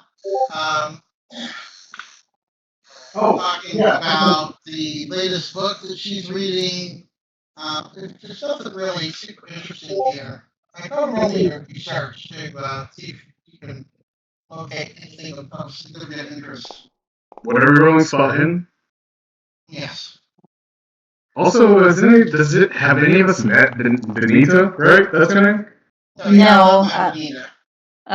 we're also going to collect Benita's email address. Yeah, we should contact her. Well, I succeeded a search roll. All right, bear with me a moment. Does Benita G23 at gmail.com. Yeah. okay? I'm going to attempt to sanitize her inbox. Did one of you guys want to actually like see if you can find want to check her bedroom or anything and see if you can find out what she's into lately?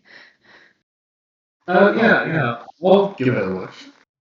Hopefully, she got rid of the chains.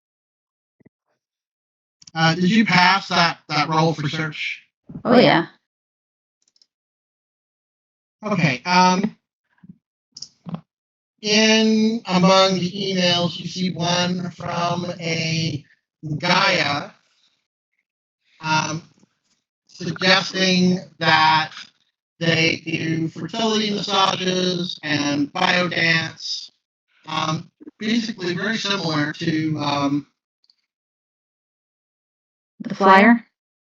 the flyer. And there's a link in the email. Okay. Sierra's gonna click the link.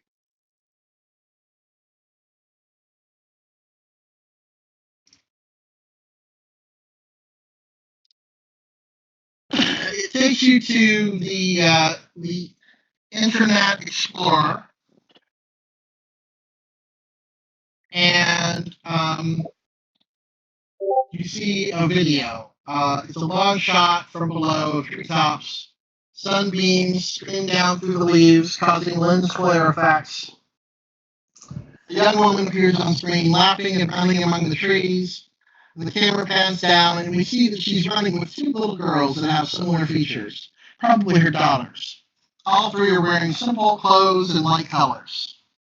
We hear what might be their laughter off screen. The woman and girls are shown in a series of scenes in various natural settings.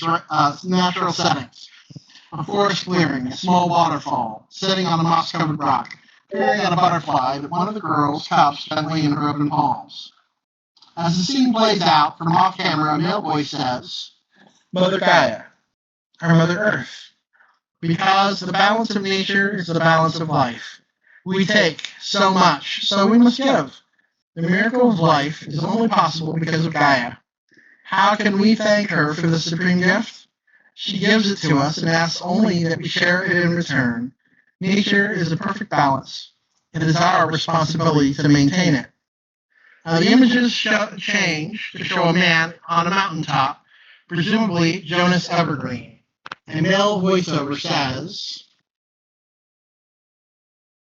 "Hi, if you're watching this, it's because you care about your place in the world and nature. Nature has given us life and asked for so little in return, and yet we mistreat it and abuse it.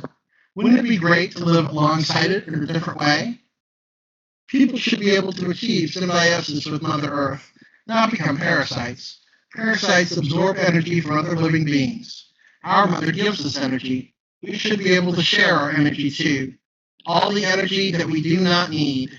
In this exchange lies balance. Balance the future. In the future, our hope."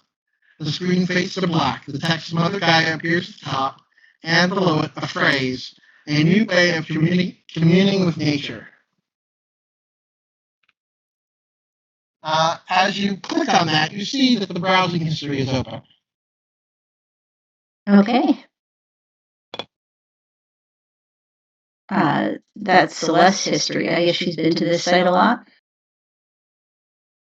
As you look at the browsing history, you see various articles from the financial press. Apparently, Jonas and his sister each own 50% of Evergreen Industries. You find several publications by environmentalist authors referring to him as the guru behind the Children of Almathea organization, as well as a video presentation of the group, which you just watched. Okay. Also, the browser history shows a search on a map site for what appears to be a destination near the Warren Nature Preserve off of Route 118 heading north.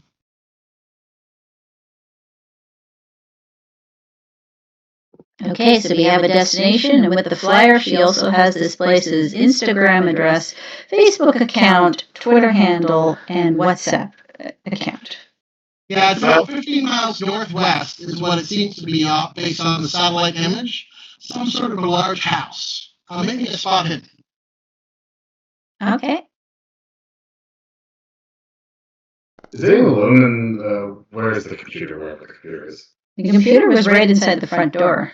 That's why I was like, maybe you guys should explore some of the rest of the house. No, we're doing the classic RPG thing where we just all crowd around one thing. Tina and Jane telling Bob the internet is for. In the picture, in the satellite picture, there do not appear to be parked cars or people on the property. Not in the photo. There is a backyard, a large backyard with a rectangular pool, although it is impossible to tell whether it is full or empty. Along one of the pool's short sides, there appears to be a slightly arched canopy or pergola. On the opposite side are three irregular zigzagging shapes that might be large planters or garden areas with different vegetation. Hang on, was that the diagram she was making? When viewed together, the five elements, canopy, pool, and three planters, form a pattern eerily similar to the one Celeste drew at the hospital. Sierra is going to point that out to people. Oh no, someone finally brainwashed her or something? No. Or this mother guy is some shitty ass cult and needs the shit beat out of him. To be fair, Celeste was pretty primed for cult recruitment. This is why I I'm used not to going keep to kick an eye the on her. shit out of him for hurting her. Yes. Well, you know what? You know how you find a cult? You pretend to be another sucker. So Sierra is going to send a communication to the Mother Gaia Society inquiring about their fertility massages. Okay. Everybody make me a spot hidden.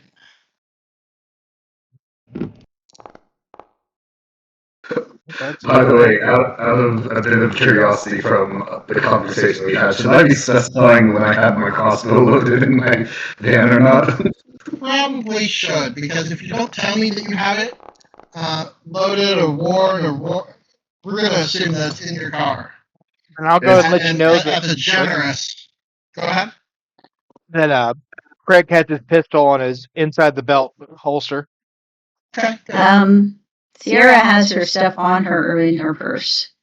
I still have the antique switchblade, but the crossbow's probably, if not hung up in the car, then it's at home. But yeah. In fact, Sierra has one of those purses that actually has the holster built into them for concealed carry. Ken, What?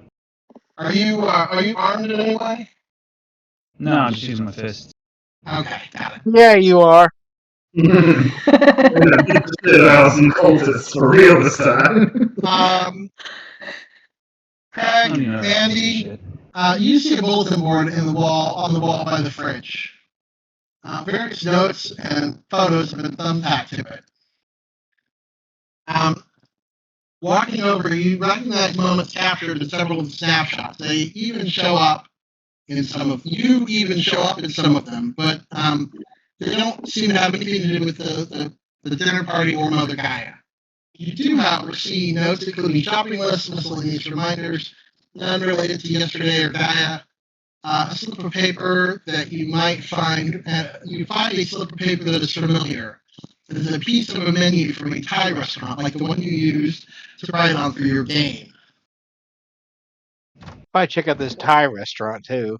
Not just because pad Thai sounds really good right now. Yeah, we can do that for dinner. Sierra is going to shut down her laptop. As you look at the menu from the Thai restaurant, you notice the words on this piece of paper say, "Give life." Does that look like it was added after it was printed? That looks like what she wrote down. Well, that's probably... That was her thing from and that's her blood. That was a prayer, right? She didn't really explain where she got that from. She said it was a good luck. She claimed it was a good luck ritual. I don't know. I think both Mandy and Sierra both asked her to show them where she got it from, and you didn't mention she had done that during the dinner party. Is it possible that we might have visited this Thai food restaurant after the dinner party and before today, after seeing the menu? I would say it's probably unlikely. Okay. Did I by any chance Those menus, you get the impression those menus were just leftover because the guy that drops off the menus is lazy and leaves them by the dozens. Could I make a either history or anthropology check on like recalling the prayer and the give life thing to try and put some extra context where she might find this one? Sure. Okay. Which I one? mean, Anthropology or history? Intelligence. Intelligence. Okay. can I try to remember the? Yeah, sure. Go ahead. Ooh. Nice. Yeah, it's posted in the Discord. You can remember that fairly easily. Uh-huh. Of the tree of life, I must visit the crown. The crown lifts me. The crown lets me see. Hail Amathea. Oh, right. I guess I'm sorry. I guess I should have been a bit more specific. When I mentioned history or anthropology, I was hoping to maybe get context on Amalthea. Because that's the one thing that's like identifying about where she comes. Amathea does not ring any bells historically. Not for you. Not today. Fair enough. Can we Google it? You can, but you passed your intelligence check. One of the article or one of the bits of the browser history, right, that you just looked at 5 minutes ago, very clearly said the following. An article from the Financial Press. Apparently, Jonas and his sister each own 50% of Evergreen Industries. You find several publications by environmentalist authors referring to him as the guru behind the Children of Almathea. Sierra would like to navigate to ChatGPT and ask ChatGPT how to best set herself up as a prospective cult member. You type that in, and after a moment, ChatGPT comes back and says, sorry, due to policies, I am unable to, even in a fictive or instructional setting, provide you with information on how to join a cult. See, that's bullshit, because ChatGPT helped me create a cult for Call of Cthulhu. Well, hey, Sierra, maybe I might be able to be a bit more prospective. And they're specializing in fertility, right? And like, I donate my eggs. My tubes are tied up. If I have a change of heart, they might be more interested in that. Oh, okay. And I mean, and I'm technically getting long enough in the truth that I would be an elder mother. So yeah, if I suddenly felt my biological clock ticking, I would be prospective too, right? Yeah. And she did say she was wanting to get pregnant. Kiara smiles at Craig and says, well, there's always the fun way to have that happen. Had to go there, didn't you? You're being creepy. We're always being creepy. Come on now. This is true. To be fair, Craig is the only one here that's actually playing a guy. Oh yeah. Where's Acidy? If I may ask. Okay, so here's what ChatGPT actually says. How to make yourself appealing to a cult as an investigator. Here are 7 tactics that you would make your character seem like a promising recruit without immediately setting off suspicion. Adopt a vulnerable backstory. Cult recruiters often prey on the disillusioned or lost. Craft a persona who recently lost a loved one is searching for meaning or truth beyond science, was kicked out of university or a job for asking the wrong questions, claims to have had a vision, dream, or brush with something strange. Saw a pattern in the stars that night and thought I was going mad until I found your writings. Display obsessive curiosity. Act like someone who's almost too eager. Ask questions about the universe, soul, and truths. Enough to seem unhinged but sincere. Everyone just steps through life. I know there's something behind the veil. I just need someone to show me. Show useful skills. Cultists like useful people. Medical knowledge, great for rituals, archaeology, anthropology, or linguistics. chemistry, botany, or pharmacology always in need of an herbalist. Artistic ability, especially for sketching, dreams, or visions. Legal or accounting background, someone has to do the front business. Let's slip a shared experience. Say you had a dream or vision that matches the call's lore, even if you don't know the details. That fill in the blanks. I was a woman with a force of antlers. She sang in a voice like wind through bone, and still hear her. You willing but not pushy. Too much enthusiasm can seem suspicious. I'm torn, afraid but compelled. I shouldn't be here, but I can't stop thinking about it. That's simple. Until my dreams can. You know, Sierra, I think you might be on. I think I might be able to be the perfect little plant for y'all, or for us. I mean, I say that, you know, nothing matters in life. I don't know how I can go on. I don't have anything left to do here. I just want to have something to live on, you know. And honestly, I'm strong in political science. I'm sure they would find me useful. And I'm a PhD student researching fringe belief systems and spiritual movements, so I can come off as very open-minded but uncertain. So looking for something more real, something with answers. I bet I can also show off some drawings, or maybe show off some history knowledge. You also find a small stack of flyers that she made for her friend Benita. They are for her herbalist shop, Patio de Benita in Spanish. And they include contact details and address. Okay, well, Sierra will swipe a flyer. I'd be good to go check on them. Make that two Um, fly. Okay, I think it's time to search the rest of this building. All right, what was going on in the bedroom while Sierra was on the computer? Look around, spending a significant amount of time. How thorough are you going to be? Are you like just looking in drawers? Are you like tossing stuff on the floor, tossing the place, ripping furniture? Ripping the backs off the furniture, unscrewing the van. What are you doing exactly?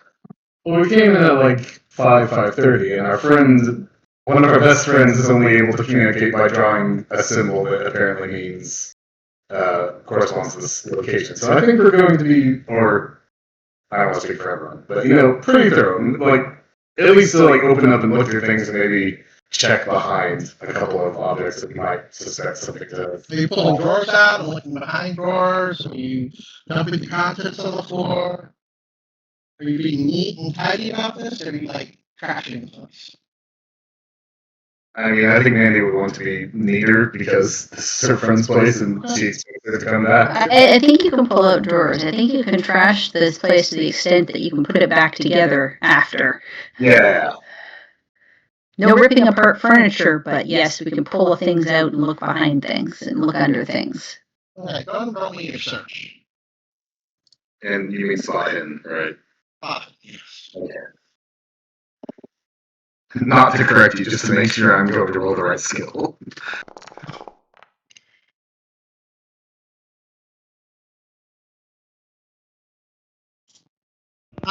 You don't find anything. In fact, what is more telling is the lack of something. There are no pregnancy drugs or prenatal vitamins in the bathroom, but they haven't been opened yet. There's a pregnancy test in the box on the counter. It hasn't been taken out yet. And from these various clues, you think that perhaps she was getting ready to become pregnant, but perhaps she was not yet pregnant. Oh, did she never actually confirm that during the dinner party? She confirmed that she was interested in it, but she never actually said she was already pregnant. But she was not drinking wine, almost as if it was preparation or practice for it. Hey, Sierra. Checking if she had what it took to do the things that needed to be done. Oh. Hey, Sierra, did the cult, the Gaia cult, did that have anything like, cleanse your body of toxins, no alcohol or anything like that going along with it? Did it? Roll me your intelligence. Remember something about biodancing and fertility massages. I don't know biodancing, but Yeah, you think that would probably be part of it. Yeah, they're all into all that hippy dippy bullshit. we should have done something for her. Maybe, but anyway, it's too late for that now. Okay, so Jen, Craig, are you gonna help us infiltrate the cult, or are you just we just gotta find a way to sneak you two in? I'll go with you, but I don't think they're going to take me in like they will you all. That's fair. Oh. Sure, I'll go. I mean, Sure. I guess we can talk about this over dinner, but like Craig said, we gotta go. What were the words you used? I think it's Which something about ones? but yeah. We gotta go get him, basically. Yeah, we can go check Thai restaurant or Bonita on the way. Is Benita's place still open? Like after research and everything? The Thai restaurant appears to be open, but from what she told you, you don't get the impression that that's necessarily an important clue. That just happens to be what she was using. No, sorry. Yeah. I was asking about Benita's. El Oh, Patio. Benita's definitely sounds like that's her friend. That's where she would go. She was in trouble. Right, is the store still open at this hour? It appears as though it should still be open. There's even an address and a phone number. And can you remind me what kind of store? This is like a botany store? Like a greenhouse store? Herbalist. Herbal store. Yes. Like a- El Patio de Benita. Yeah, it's basically a GNC for people that think GNC is too mainstream. That's Basically, yeah. That's a good way to put it. Okay, so The English might call it a tea shop. so who wants to make the call? I think we could make a little appointment, and if it's the end of the day, she'll stay. I've been there before because she took me to that tea shop. I had some Earl Grey. Oh. Are you making a phone call? Thinking Yeah, about yeah. Sierra is going to move to the front window and peek outside. Okay. You see trees and a street and a car and blue sky and a few clouds and the sun looks like it's getting low in the horizon. The sky is starting to turn just a slight tinge of pink. Yeah, it's getting late. We should probably head straight there. Maybe we'll catch them all. They're still open. So are you calling before you go? No, let's not give them a heads up. Okay.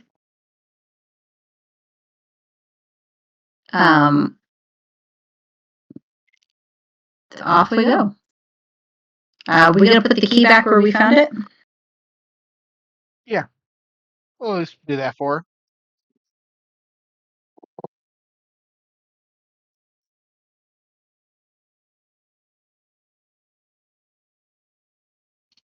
Weird as they would have the Thai food restaurant and the Mother Gaia would not give you the actual flyer for Benita, but there is a flyer, but it does not tell me. But you go to the address there, and the door is locked. The lights are off, but according to the operating hours, the store should still be open. Celeste goes, that's odd. And she's going to cup her hands against the window and listen. You don't hear anything. You don't see anything. That is definitely weird. Like, you'd think a tea shop would get more business than a fertility clinic. Well, I don't know. I mean, it's late. Maybe they just had to go home early. Let's walk around the back. Ooh, getting naughty, are we? Well, no, it's still a public space. I just want to see if anyone's car is there.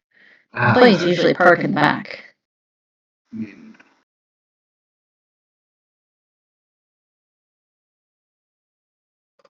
Yeah, in the back, nothing particularly stands out. Is the back door of Benita's there? You do see the back door to Benita's. It appears to be locked. There is no window. Okay. You know that it's the back door to Benita's, however, because it has the same number with the plastic black and white numbers as the front of the store has. Okay. You know what? I know a little about lock picking. And I have a lockpick gun. But this place probably has an alarm. I don't know. Assume.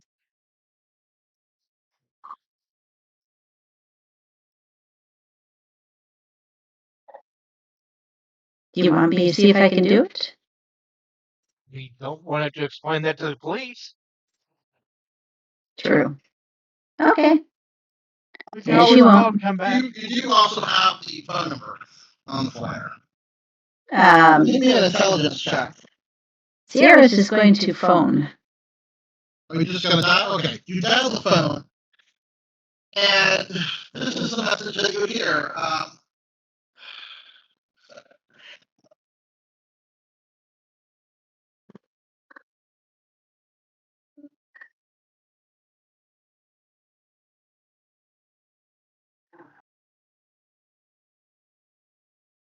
BDB off or out of coverage area. The same message you got when you called Celeste. Oh, that's interesting. And she's going to hang up. Now that we know where that pool is, it looks like the drawing. We know where that is, right? You saw it on the satellite. It's Satellite. not hidden location. Where it is now. It's off of 118. Okay. miles. She would like to check a Verizon coverage map and see if there's just no coverage over where that guy's place is.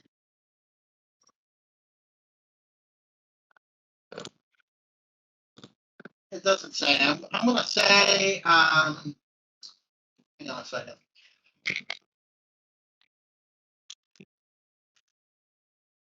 Sorry, what was being said? I'm kind of slightly farther away from my laptop. And it's Basically, the tea shop isn't answering. Their phone is out of service the way Celeste was. So what I asked is, can I check, because we know where the pool and the guy's place is.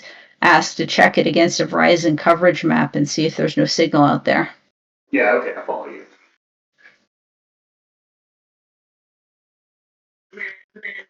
Did we pick that lock or try to pick it? I got told they don't want to try and dance away from the cops, and we're not traveling with a police officer with us this time. Well, let me check. When you check the coverage map, it appears as though that place does not have cell phone coverage. No signal. Oh, no signal. Well, that's awkward. And Sierra's going to point that out and go, Celeste's phone and the other person's phones, they could be here, and that's why they're out of area. We'll definitely do it. But if they're out of area, that means they're not going to be getting alerts if their alarm goes off. Say that Mandy will encourage you to pick the lock if you think you can do it. All right. Just to prove that she can, she would like to try and pick the lock. If she uses a lockpick gun, does that give her a bonus on her lockpick? Sure it does, but first I need you to roll me your lock. Okay. 50-50 shot. Hey, go ahead and start your lock picking with a bonus. Okay. We're fine. We have a success. 2 dots of success. I need nice. everybody else who is not paying attention to that to make me a spot hidden roll. That's a critical. Oh my god. Craig, you notice somebody taking out the trash, and they appear to take a little bit too much notice of what's going on there as Sierra opens the door. Well, she unlocks it. She does not open the door. Having unlocked it and clicked it, she's going to step back with a grin and go, I told you I could do it. Mandy gives you a little clap, like but tries to give it quite like golf clap levels. Like, I'm so proud of you. Greg would kind of wave at the person looking at him, saying, "We're just practicing lock picking on our door, doing it for a lock sport contest. You should watch it. It's fun." We're going up against lock-picking lawyer.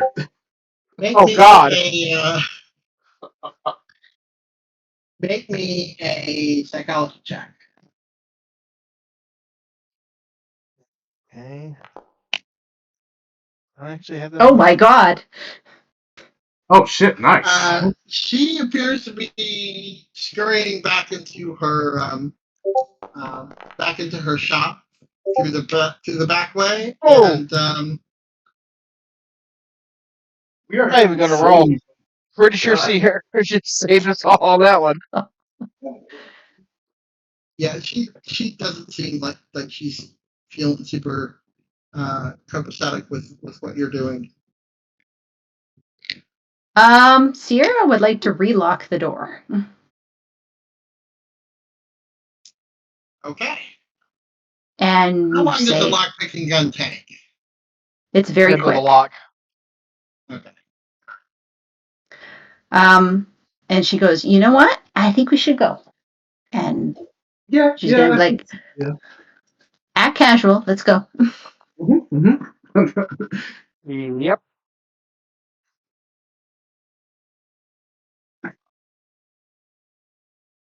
Okay. You head to your car and take off. Are you driving? Where are you going? And are you in one car or in several? We're probably in one car at this point, aren't we? Because what? We haven't. Do we want to consolidate ourselves down to one car? Not That'd be a good idea.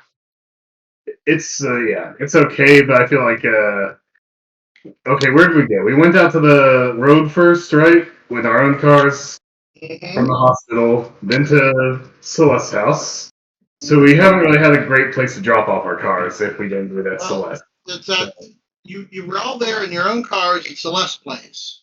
Yeah. You probably could have left them there temporarily. You can go back if you want to pick them up and take them home and get into a single car. I just basically, I'm not going to tow your cars from somebody's parking lot. I just need to know how many cars you're taking down 118. Let's just take one. It's easier. And whose car? Who's got the toughest car? Mindy's got a Nissan something that's a van, like a suburban type. Sierra has a compact. Keeper, are you clicking something on your desk in front of your microphone? Oh yeah, sorry, the aspirin bottle. My apologies. Yeah, could you? Thank you. Yeah, ever since that one time in Delta Green, I need to know what's going on with the cars. I'm sorry if that was bothering you, Aim, because I'm about to put my laptop near where I'm cooking something that's boiling, so this might not be I'll just mute myself until I talk. Okay. I didn't realize anybody could hear that. I'm sorry about that. That's okay. Let's just take my truck. It's the toughest one. We can fit all four of us in there easily. That's right, because most of us are women, so we're packed more compactly into a vehicle. Mandy has a Nissan Auto, which is probably not as strong as whatever truck that Craig has, but maybe more storage space or about as much. I don't know. I mean, Sierra's size is 45. She's a tiny little thing. She's a little bigger than Sabina. Either way, one of the two will work. Probably going to go with the truck just for like the collision's sake. It's probably a bit more durable. Sure. Absolutely. My tools are back there just in case we do need those. Yeah. Uh-huh. And the tools are strapped down so that if you stop suddenly, they don't become projectiles, right? Oh, they're in one of the or the truck bed toolboxes. And Okay.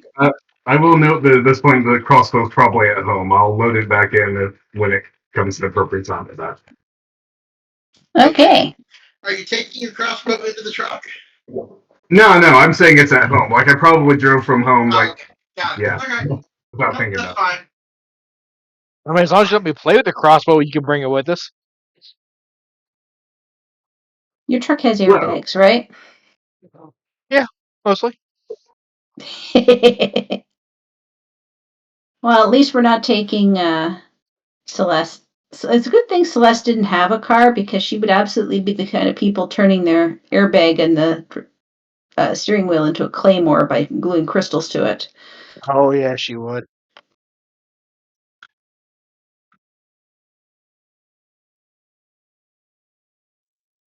Okay.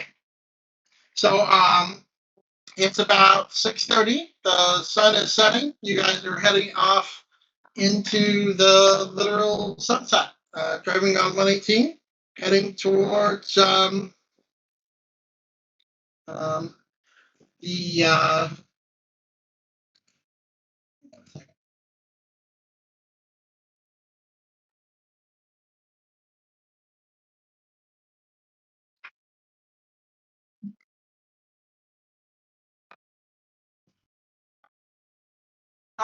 one more thing before we leave.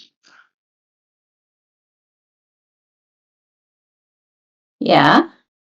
Because you guys were looking so hard, Hard. on a bookshelf near her little blue notebook, um, which you would have seen. In case I didn't mention it, you find another slim volume, and it sort of jumps out at you because of the whole Gaia thing. And the slim volume is entitled "Gifts of Gaia." Okay, could we take her little blue notebook and the gifts of Gaia then? Because I didn't realize we found her little blue notebook either. Yeah, it's there. It was there, and you certainly can. Okay. I'm sorry. Can you just bear with me for a second? You said we found her blue notebook and the book said something of Asher. Gifts of Gaia. Gifts of Gaia. Okay. And now, when you take the book out, there's a bookmark in it that's decorated with Hindu motifs out of the top. Okay, while we're in the truck, Sierra would like to check out Gifts of Gaia. Okay. This is an environmentalist tract about human beings' spiritual involvement with nature, and it generally deals with the same issues as the Mother Gaia video that you saw on the laptop. The book appears to be published in 2024. No author is listed. The title page simply states that it was published by Mother Gaia. Okay, Sierra is going to. Which is probably one I already gave you, but let's double check. Yeah, that's the same. That's the same one I gave you. So. Okay, Sierra is going to pass the Gifts of Gaia to anyone else who wants to check it out for themselves, and let's read the blue book together out loud. Let's all go fucking insane. What makes you think the blue book is going to do that? Because we're playing Call of Cthulhu. Yeah, that's what I'm offering to share. You have a point there. Best place to have a mental trip break is while driving a vehicle. With friends. Yep. Isn't that the time to try to have a mental break? Yeah, with people who care about you and will go insane with you and be fine with it if they go insane too. Okay.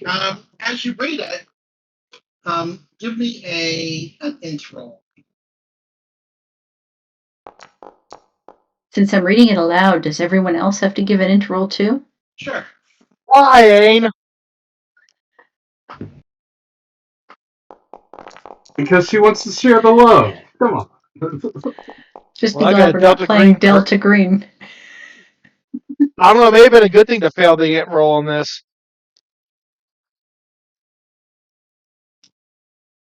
Mandy. Sorry, There we sorry. go. Oh shit! Oh my Is God. that a good critical or a bad critical? But to find out, Mandy rolled a crit. 3 crits tonight within I know, 10 but minutes.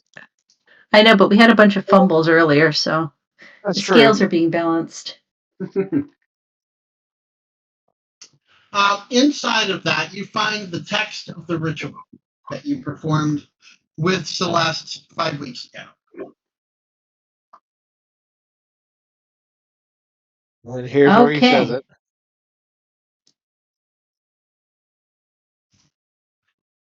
Everybody go ahead and roll me your Sam. There it is. No. Yeah.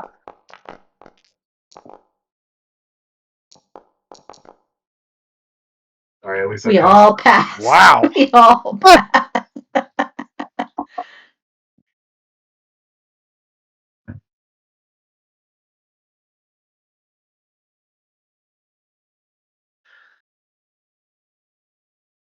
Okay. And also, you got this because you were rooting around in the browser history, reading up on Mother Gaia, and that Jonas was the leader.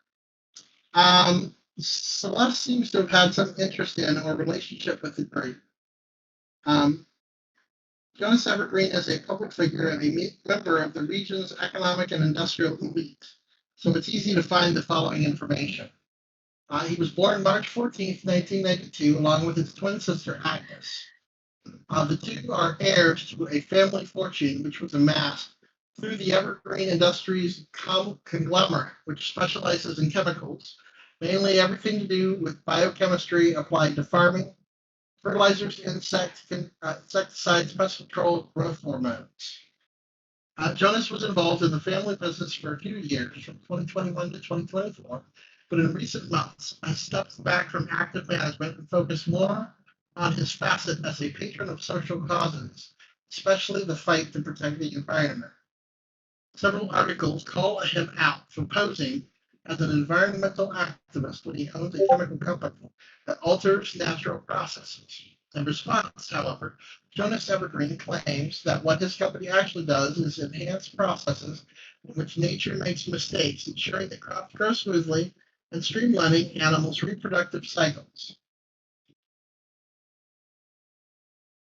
You don't see much about his twin sister Agnes, other than an occasional photo from a charity event. There is virtually no public data. I mean, does she look like his twin sister in the charity event photos? They look alike, is my. Well, so here is Gumby 1. That's not what I wanted to give you.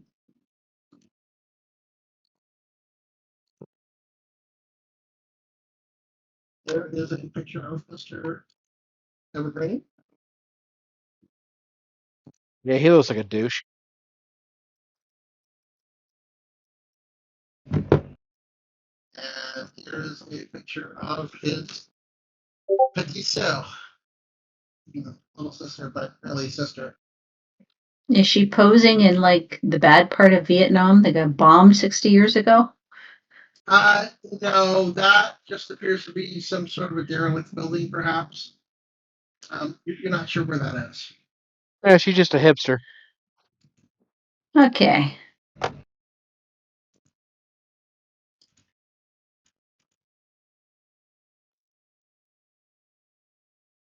Okay. So are you headed to the estate now? That's a good spot to head to. Okay. You drive down 118 and following the map that you get off Google, you come to a huge metal gate. Um, Everyone to roll me a D10, looking for the low person. So what did we get for our sand What do you rolls mean? for just finding the ritual? You'll find out. Oh, You passed them, no. so there's no effect at the moment. But this. Whatever's happening, I'm getting it last or first. Jameson. What is your character's name now again? Mandy's me now. Sorry. Let me. I'm not cool enough to get a title like A God or something. Mandy. Okay. Mandy. Mhm. As you pull up, you have a fleeting hallucination of the property at night. You hear screams and laughter and see multiple bonfires with people with torches. Oh. Sorry. Where are we pulling up to? To the estate? Is that Celeste? As you approach the huge metal gate of the estate, as you enter the compound. Oh, so we're Now, going to the court now. Is that right? You're driving on. Well, you're driving past the gate towards the compound at the moment. This is the cult compound. Just to confirm. I'm sorry. I'm a little bit. The cult compound, yes. Okay. Wow. Okay. I'm guessing that was weird. Very weird. But I'm gonna try and push past it because. Go ahead and roll me your sanity. Okay, fair enough. Losing sanities for losers.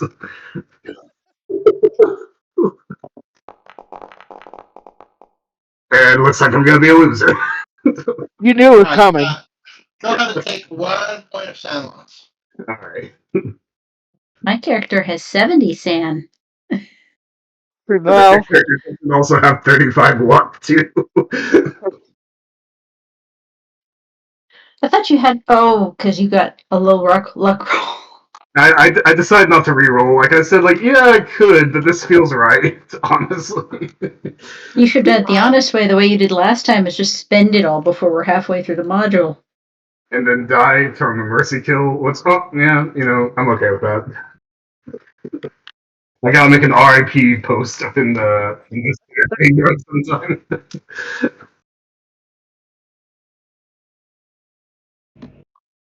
But yeah, I guess I just kind of zone out and look off into the distance hauntedly for a whole second before clicking back.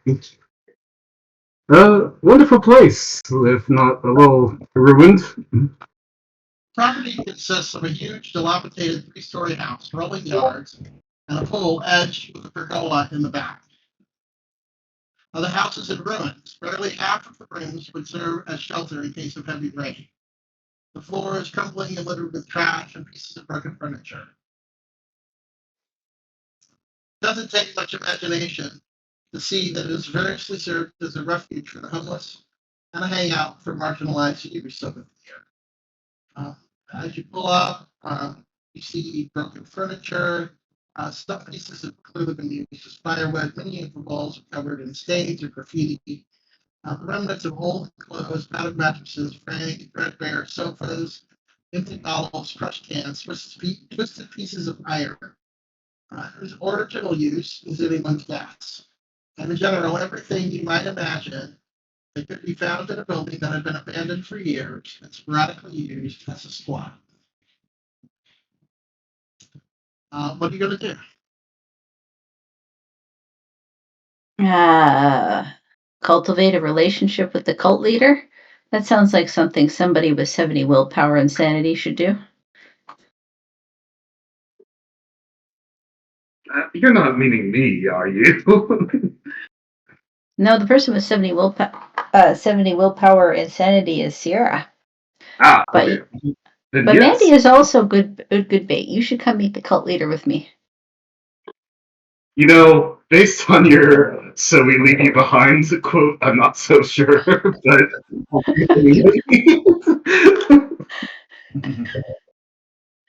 You absolutely need to come with Sierra. Come on, let's go, Mandy. all right, sure. Jen, would you like to come with? Oh, he's leaving.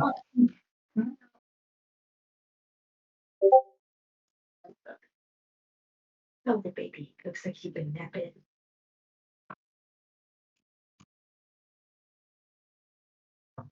Why do I hear somebody that sounds like Aaliyah? I think they came through Raisin's thing. Oh, All right, I'll put it. I just moved my laptop. I'll put it back on mute for a second. So yes, Sierra, we're going to be baked, right? Or I don't know, cold candy. Your Oh, he's not converts? bait. Well, we're being decoys. What are you going to do? Get the truck running, unless you really want me to follow. I don't think they're gonna be too Or- interested to see me. You could always go snooping. May not be a bad idea. Okay, keep an eye out for cameras. Sierra and Mandy, I guess, are going to slip out of the truck.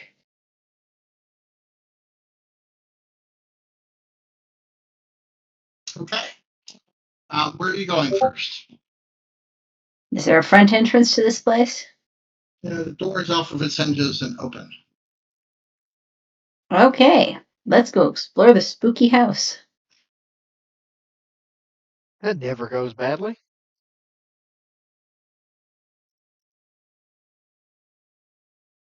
You start to walk inside and you feel the floor creaking.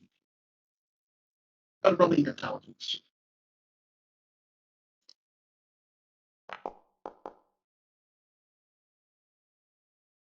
Right, now rolling your dexterity. 50-50 shot. Sorry, are we both rolling that? I was trying to look for a gif of Nope. like, come on, gang. Yeah, so you realize as you start walking into the front door that the floor is not particularly stable or safe, and your foot goes through the rotten floor. Ah! I got you. I got you. I'll grab onto her hand or Okay? whatever. It appears the building itself is not really structurally sound. Oh, this is. Maybe we should look around outside first. Yeah. I mean, Celeste was drawing that thing at the pool. Maybe that's where we should go to anyway. We could go check out the pool? Might Let's as go well, check right? out the pool. Jean, you're Yeah. coming with us, right? Yeah. Jen? Yeah, let's go check out the pool.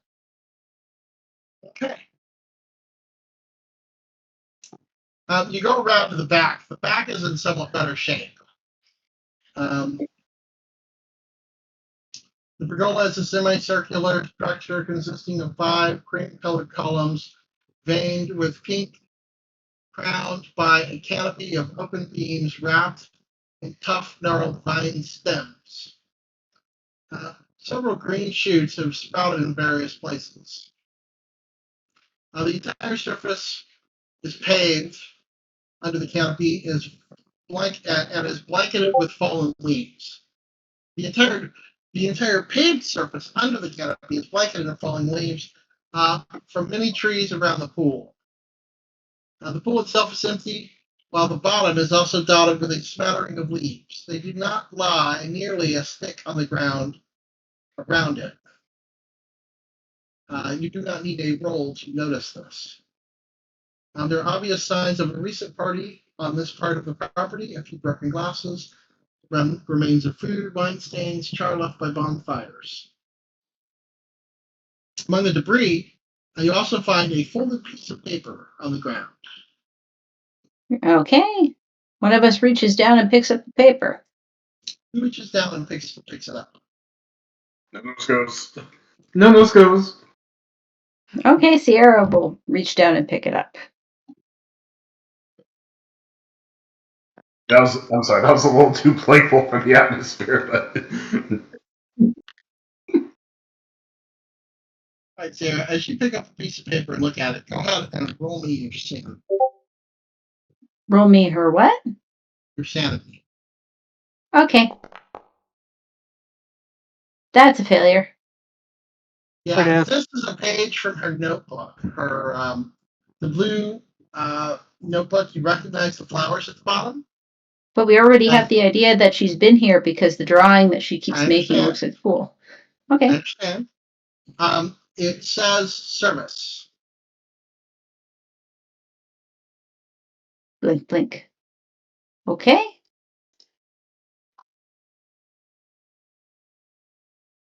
So she's definitely been here. She's definitely been here. Sierra is going to share that with the rest of the group. Look, she's been here. I'd like everybody else to roll me your sanity. Rain ain't gonna be happy to she makes someone go insane. Going in mental breaks should be a group activity. Okay. All right. Nudge, nudge, wink, wink, nod, nod. All right. That's about Jen succeeded, by the way, if that gives a different result. Okay. I'm keeping track at the moment. Oh, that ain't good.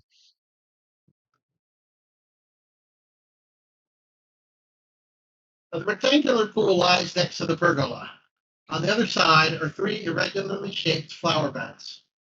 As you can see in the image on the map site, seen from above, the various structures echo the pattern Celeste drew at the hospital. Three pairs of women's shoes, two more modest, one designer, are neatly lined up next to the ladder going down to the bottom of the pool at the shallow end. Oh, is one of these obviously Celeste shoes? You think that the designer shoes definitely look like something Celeste would have. Can we pause for just 1 second? I think my Discord's acting up again, so Okay. thank you. While we're paused, Keeper, can you please do something about your audio if possible? What's wrong with my audio? You still choppy. Cutting out. Yeah. Yeah, chop in a little bit. I'm gonna step off. I'll be right back. How's that? Is that any better? Yes. Thank Actually, yes.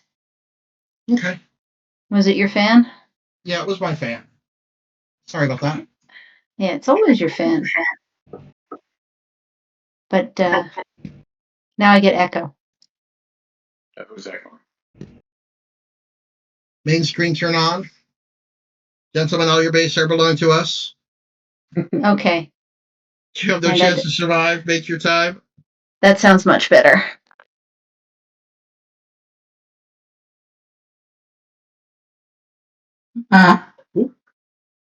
Excuse me.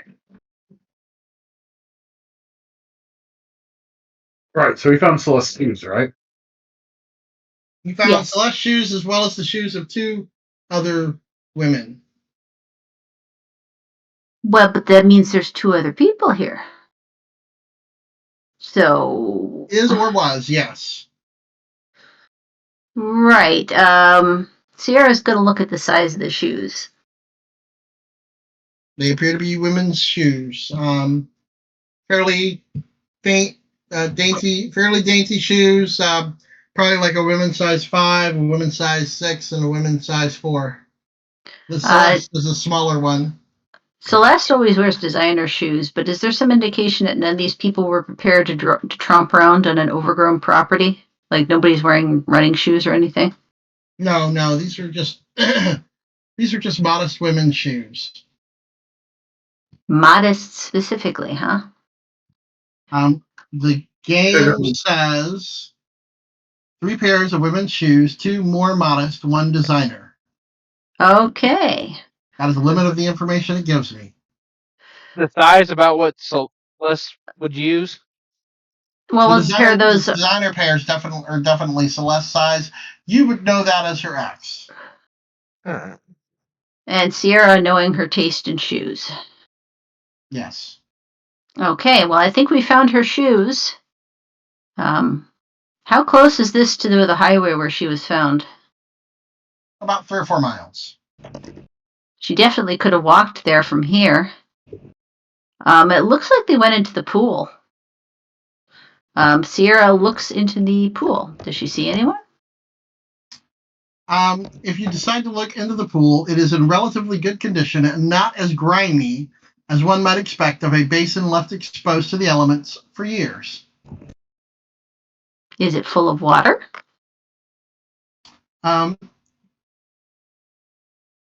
Is it full of liquid? Let's see here. It is not full.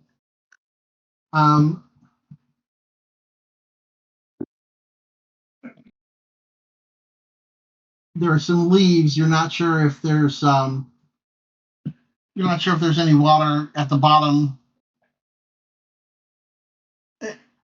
It's definitely not full right now, and it's not like mostly full either. I asked because in the picture the pool appears to be well, actually that's not water, that's just a sprinkling of leaves across the bottom. Yes, that's correct. So the pool is empty and there's not enough leaves to be there to hide a body. No, there does not appear to be a body under the leaves. Excuse me. Sorry. You say like the pool's clean? Is that right? It is cleaner than you would expect of a pool that had been left exposed to the elements for years. Let me rephrase the question. Sorry. So it seems like this has been used recently, or at least maintained. It is in relatively good condition and not as grimy as one would expect of a basin left exposed to the elements for years. That's all he's got.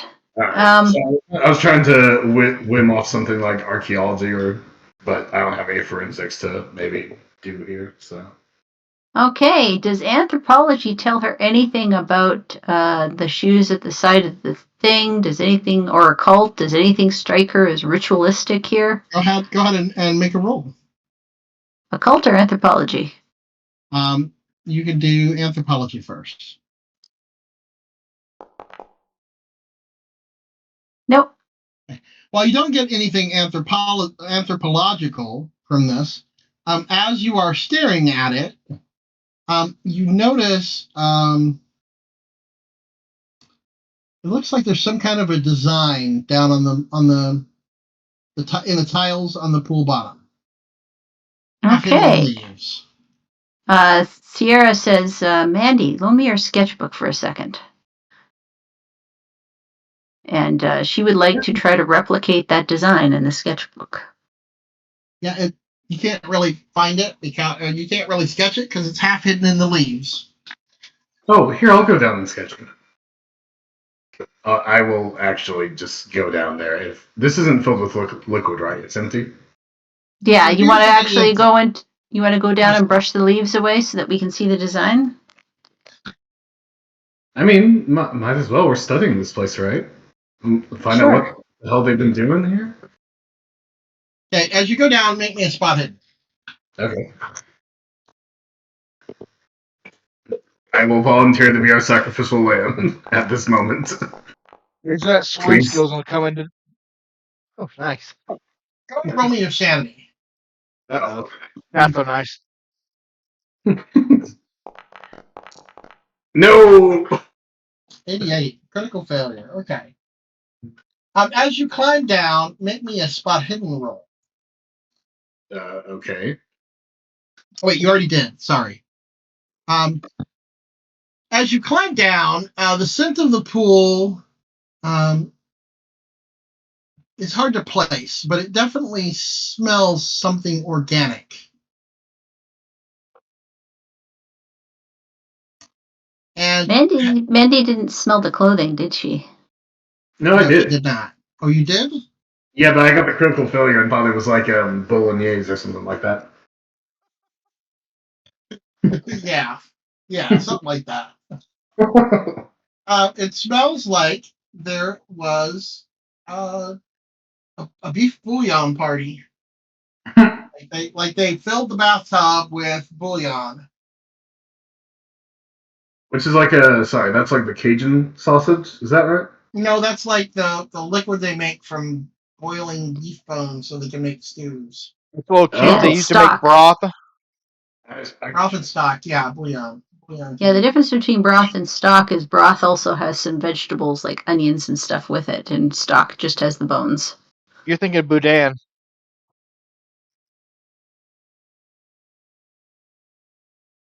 Okay, as I'm assuming that since you didn't say anything, you're not telling anybody else. You go down and start moving the leaves away, and at the bottom of the pool, set in the tile, is the same image drawn by Celeste. Okay, Sierra, flipping to that page of the notebook where Celeste drew it, says, okay, well, that's confirmed. She puts a little check mark and points to the image Celeste drew and said also in the bottom of the pool. So she was definitely here. It also kind of smells like that bouillon that was on their clothes in here. Wait, what? Yeah, like, I guess you went swimming in here, maybe? But there's no water. Sierra is going to tuck away Mandy's sketch pad and start climbing down into the pool with her. Okay. No water now. Just don't turn on the faucet. Don't give me ideas. Make me another spot hidden roll as you fumble around through the pool.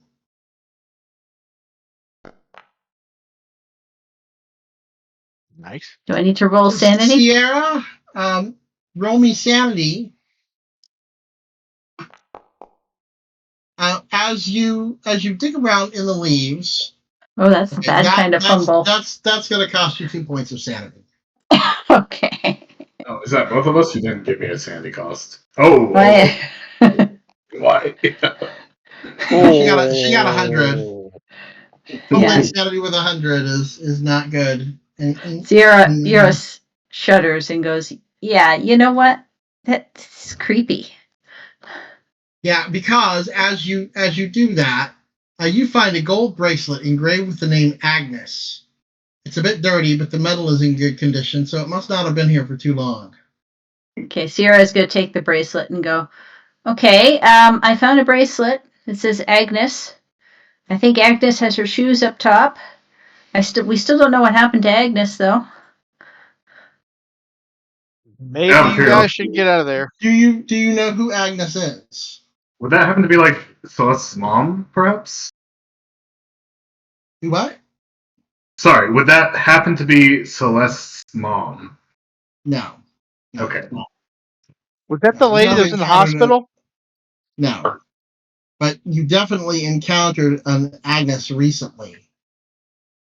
If we did, I'm not sure. You. This is the first I recall hearing that name. I've been kind of distracted. So Make me an intelligence roll.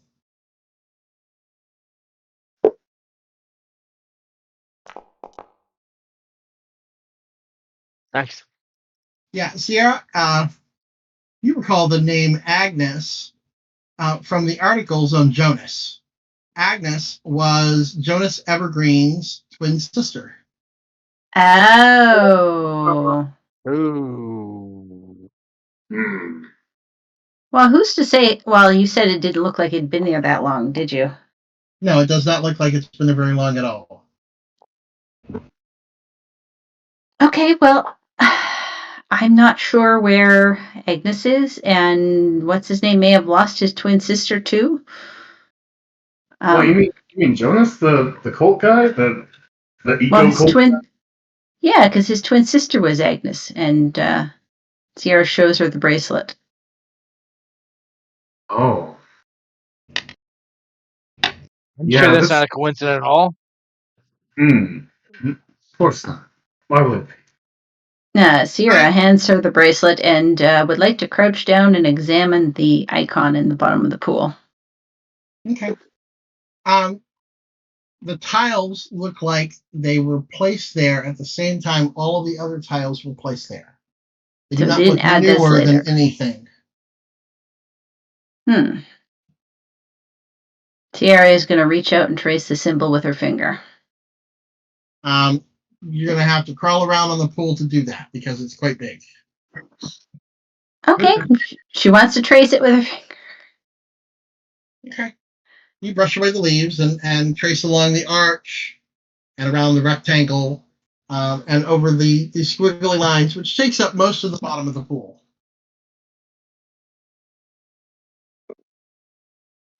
Craig, while they're doing that, make me a spot hidden. And okay. Jen, are you up top as well? Yeah. Make me a spot hidden as well, please. Hopefully you hit it, because I sure as hell didn't. Nope. Okay. We ain't seen shit. Mandy, I don't think there's anything other than the symbol here. And this is really interesting because this proves that Celeste has been here. And somebody named Amber, who may or may not be Jonas's twin sister, Agnes. Agnes. Yeah. I don't know. I mean, it's definitely not what it looked like on the brochure or anything, but And it smells like that stuff that was on Celeste's clothing in here. But there's Yeah, clearly right. no water here. Not now. But there's only a smattering of leaves. By the time you cleared it off, there might be like one big armful of leaves. Someone's Well, cleaned out this pool. Way less than you would expect otherwise to see in a pool that had been sitting unused. Yeah, there's something hinky going on here. Come on, Maybe- Mandy, let's get out of this pool. yeah. We'll just have to hope that Jonas is missing someone and is interested in one of us, maybe. So as you guys climb out of the pool, make me a spot hidden check.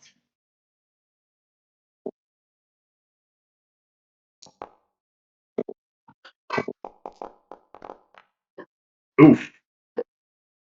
Sierra. Next to the pool, you see a small shed half buried in the ground with a green metal door. Hey, do you guys see that shed? Maybe that's where they keep all the pool equipment. Let's check that out. Yeah, no one's ever had a bad time in a random shed on an abandoned property. At the top of the door are several rows of parallel slits for ventilation. Now, this is clearly where the pool maintenance equipment is kept. And although the lock is rusty and half broken, the door is secured with a chain and a padlock, both of which look fairly new. Lockpick. Okay. You know, I'm Roll so your glad. lockpicking. I'm so glad you decided to just bring that with you. It's so cool to get you to see you use it. You know. Exactly.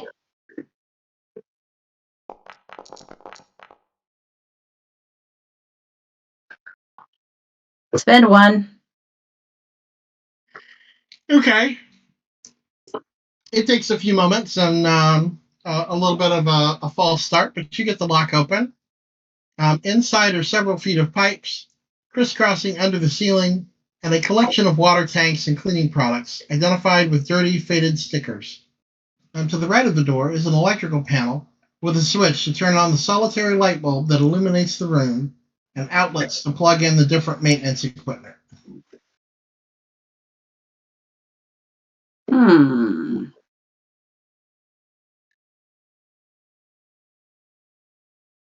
Does she see anything else she can pick up, use, or interact with? Not yet, but it's dark inside the room. Okay, Oh, Sierra's going to pull out her flashlight. Okay, you pull out your flashlight. Now does she see anything she can pick up, use, or interact with? Sure. You see a switch that turns on a light, if you want, and you see outlets to plug in different maintenance equipment. You see pipes crisscrossing under the ceiling and a collection of water tanks and cleaning products, identified with dirty, faded stickers. Sierra's going to flip the light switch. As you flip the light switch, the light comes on. You see several empty drums scattered haphazardly around the floor. The packaging dates stamped on them are from a couple of months ago. They contained various chemicals. Spending a fair amount of time, if you want, you could read them. Sierra is going to start taking notes on what's exactly in these barrels. They make me a science chemistry.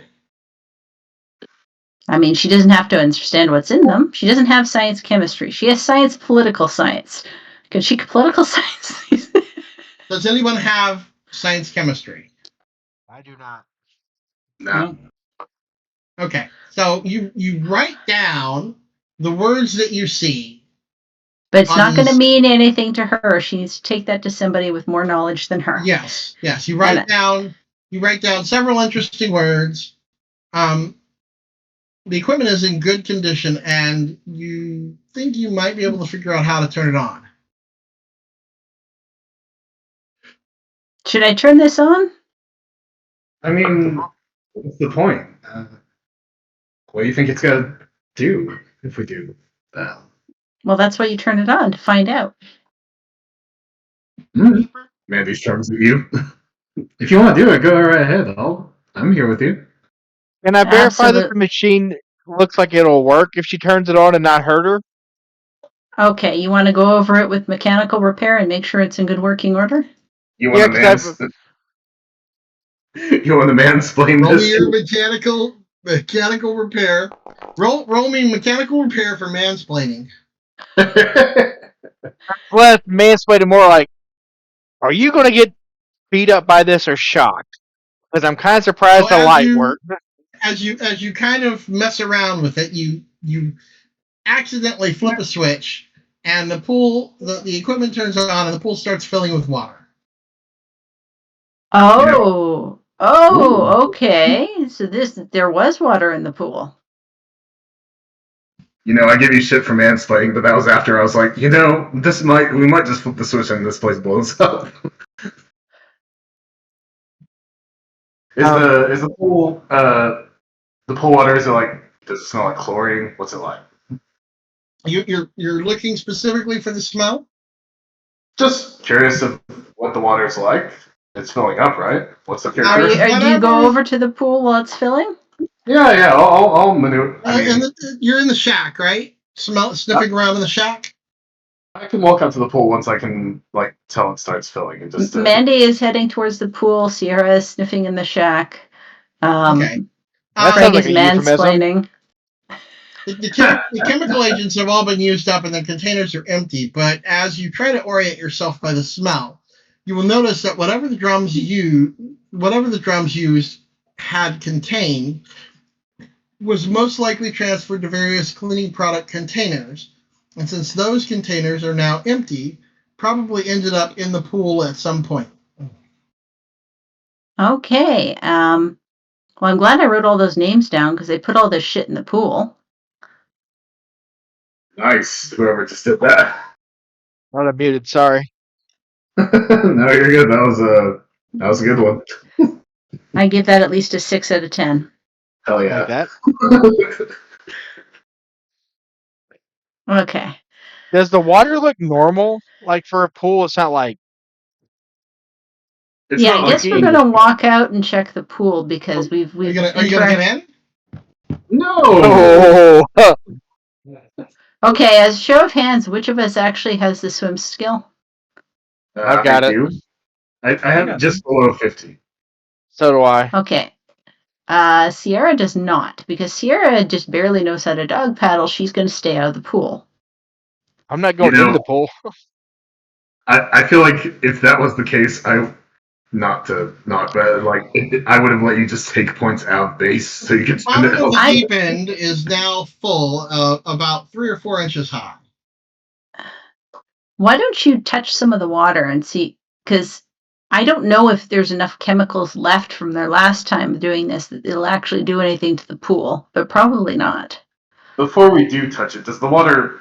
You haven't told us if it looks normal. What does normal water look like? Not It's like watercolored. Maybe What does not normal water look like? like has stuff in it, off color, brown or green or Weird smells. There is a residual smell of what Mandy would describe as beef bouillon. Nice. But the water appears to be mostly clean, although there are some leaves and leaf stems and bits floating around in the water. The water is now about 5 inches deep. Okay, I'll go around towards the steps and just stick a finger in, smell it, look at it, that kind of thing. You're on the shallow end, touching the bottom of the pool? No. I just want to stick a finger in. Where are you sticking your finger into? Well, I guess the shallow end. Okay, the shallow end is currently dry with a few leaves on it. Okay. Sorry. What? The shallow end is dry. Is that what you said? Yeah, there's several feet of distance. So the shallow end is like 3 feet, and the deep end is like 8 feet. Okay. So imagine this is I'll just go and maybe take my shoes off before I properly go in towards the wedge and just. Are you gonna set them next to the other 3 pair? I was gonna say I'm just gonna put them where they're convenient because Mandy doesn't care that much. But That would be a convenient spot if you were planning on getting into the pool. all right, then. This seems a little creepy, but I'll do it. That seems Oh. ominous. A little I'd bit like creepy. everyone else seeing her putting her shoes next to the 3 pair that were abandoned to make me a sand check. We're off foot fetishes. You deserve that failure. Yeah, you ain't wrong. Okay. So as you climb down the ladder with your shoes off, you reach the bottom of the pool near the shallow end, where it's just getting ready to dip down. Yeah. I just want to probably start by dipping like the tip of my finger in, just to pull it Okay. up. So you want to go down into the area where the water is so that you can touch it, right? If you're saying I want to submerge myself in water in any I'm not place, saying that. I'm saying you want to Okay. go down so that you're close enough so you can touch the water, right? yes, You that's do correct. have to get within touching distance to touch the water. The water's scary.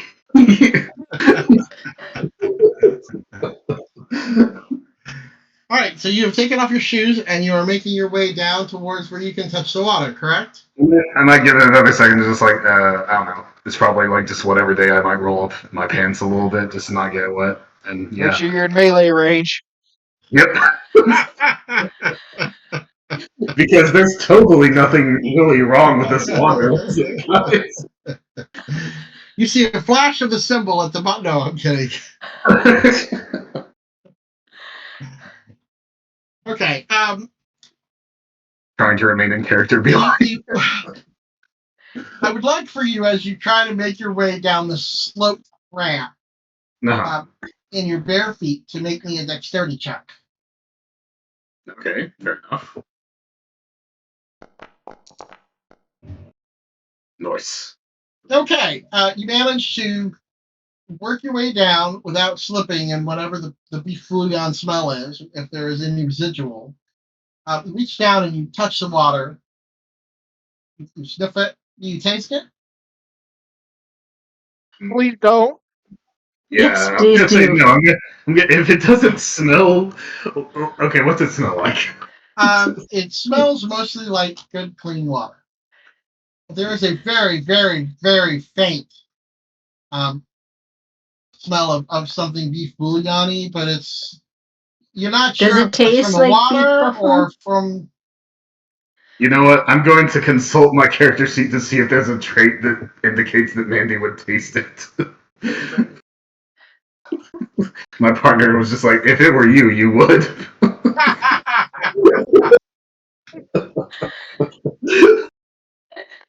You know what? Impulsive. I'll taste. I'll just take the ever so slightest touch the tip of my tongue to my finger. I You also don't like to really live taste- dangerously. Yes. You don't really taste anything. It's more the smell.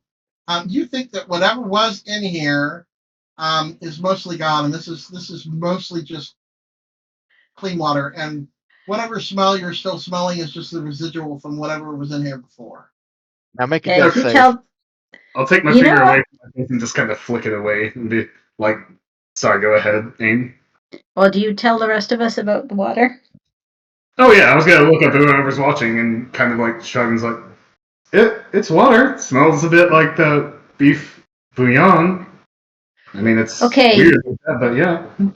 But You there's licked barrels it? full of there's barrels full of chemicals in the back, and indications that they put those in other bottles and add them to the pool. So what happened is this batch of water has not been dosed. And if you're smelling residuals, it's from the previous batch of water, because I think they've done this before. I just don't know what happened to the people, because Agnes and whoever, oh, well, we know where Celeste is. Wait, so you're telling me this is drug water? I don't know. I don't know what these chemicals do. I'm going to have to take this list of names and give that to somebody that actually knows what they're doing.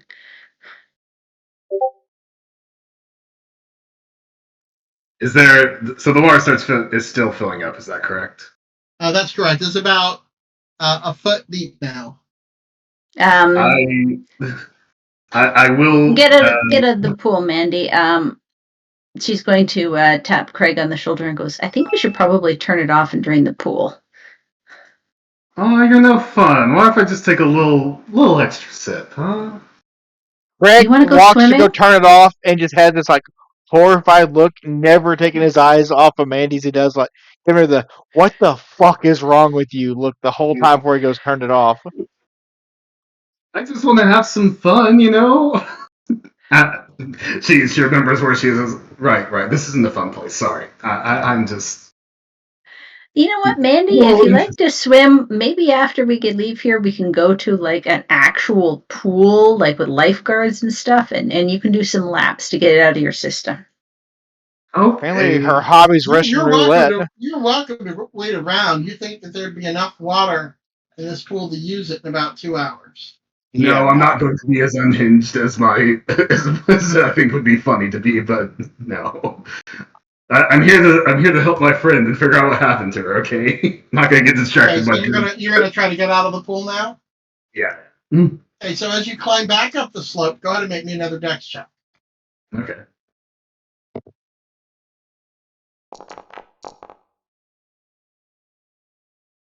You have no trouble making your way out. Your feet feel a little gross from the leftover residual, but you're not having any trouble making traction in it. I'll wipe my feet when I get out. If there's like a rug, or just like wipe them on the pile Okay. On the grass. on the grass. Yep. Okay. And goes, I would wash your feet the next time you get a chance. I don't know what that stuff is going to do.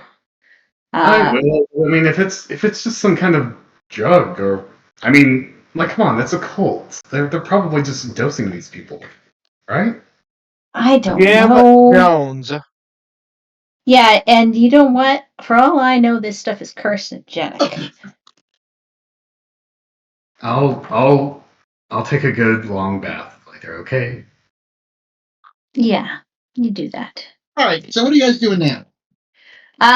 Sierra would like to, if we shut down or draining the pool, would like to relock the shed and try to leave it the way she found it, with the light off and everything. Okay. You don't have any problem doing that. Okay. Is there anything else to find out here by the pool or in the backyard?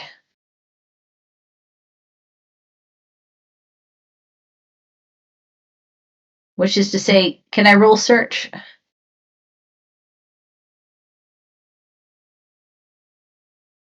Yeah, go ahead and roll spot hidden.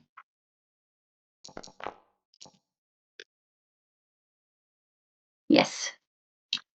Hey, Craig, I assume that you're reading this list. Roll me your medicine.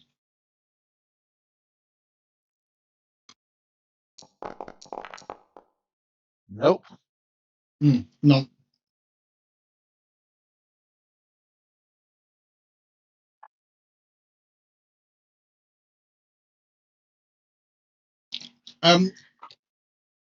That's about it. That's about all there is here. Okay, so I succeeded, but there's nothing more to find. Mm-hmm. Okay. Should we go home? Shouldn't we actually call the hospital first, just to check on how Mandy's doing? Or sorry, Celeste. You know what? Maybe we should visit the hospital. Yeah. Well, because aren't we I in a don't know. spot that doesn't get signal anyway? Yeah, we have to leave here to call the hospital. So let's leave here.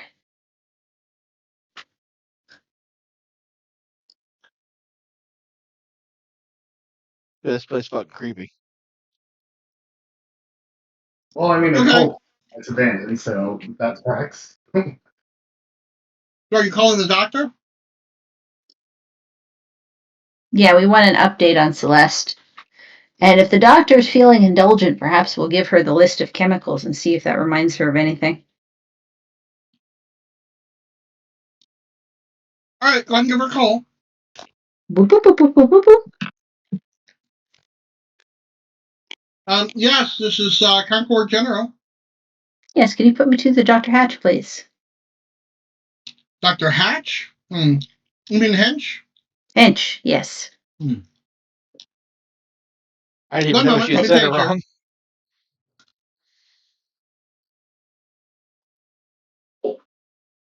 After a couple of minutes, the doctor answers the phone. Hello, Dr. Hedge. Yes, and we was just there earlier checking on our friend Celeste. Has her condition changed at all? No, unfortunately not. Oh, that's really unfortunate. Um, you know, could I bother you while I have the phone with a quick question? Sure. What does this sound like? And she reads the list of chemical names. Well, the first one is a protein. Several proteins, in fact. Those are carbohydrates, lipids, phospholipids, and that one's urea. What are these things together? What would they do? Let me think about that for a moment. Oh, that's weird. Those are the components of mammalian amniotic fluid. Excuse me, what? No, like the fluid that babies grow up in. I know what amniotic fluid is, but excuse me, what? Go around your sanity.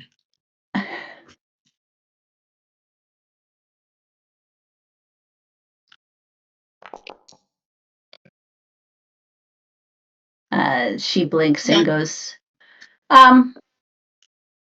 okay. Well, we were curious about all that stuff that was impregnated in her clothing, while we were there. And we think we found out where we got it. And we think it was this stuff that I just read you. That's weird. Yeah. I thought her clothes smelled familiar, but I couldn't place it. Yes, it's some sort of artificial recreation of amniotic fluid. Don't ask me why. I think she got involved with a cult. And in fact, do you keep a list of who actually visits her? Yeah, but nobody's visited her but you. Okay. I'm a little worried if she got involved with a cult, they might try to contact her at the hospital, but how did the pregnancy test go? Well, so that's a little weird. Give me a moment.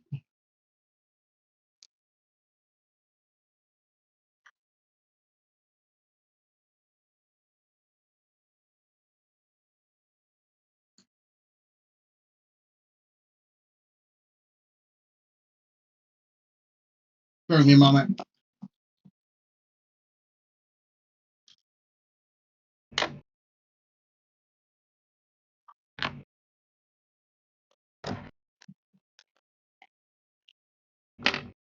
I'm double checking something. Right. It'd be nice if they had this summarized.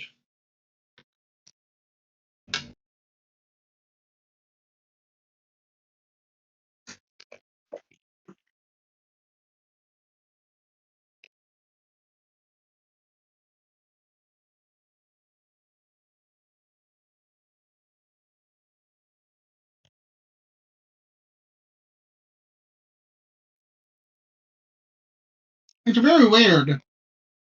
We got a positive pregnancy test, and when we did an ultrasound, it would appear as though she's about 4 months pregnant. Okay.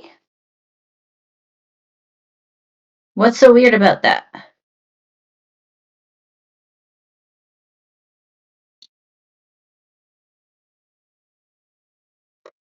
Well, she's been drinking. No pregnant woman I think she these might have days. gotten dosed, though, because she doesn't usually, like, she was avoiding alcohol when we had a dinner party at her house a month ago. And that would be why. Well, The weird thing is, she didn't appear to be 4 months pregnant when she came in.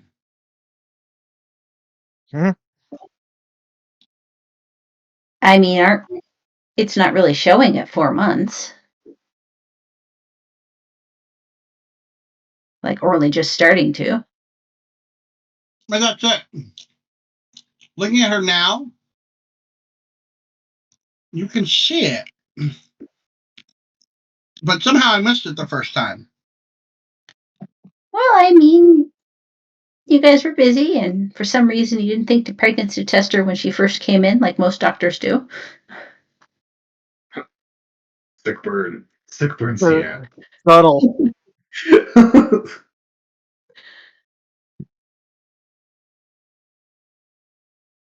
Maybe. Anything else? No, thank you for giving me the moment of your time. That was very helpful. Thank you. And You're I quite will welcome. maybe we'll visit Celeste tomorrow. You're not planning on discharging her anytime soon, are you? No, she's probably going to need several days. Okay. Well, we'll be by to visit again tomorrow. Thank you. And she hangs up. Okay.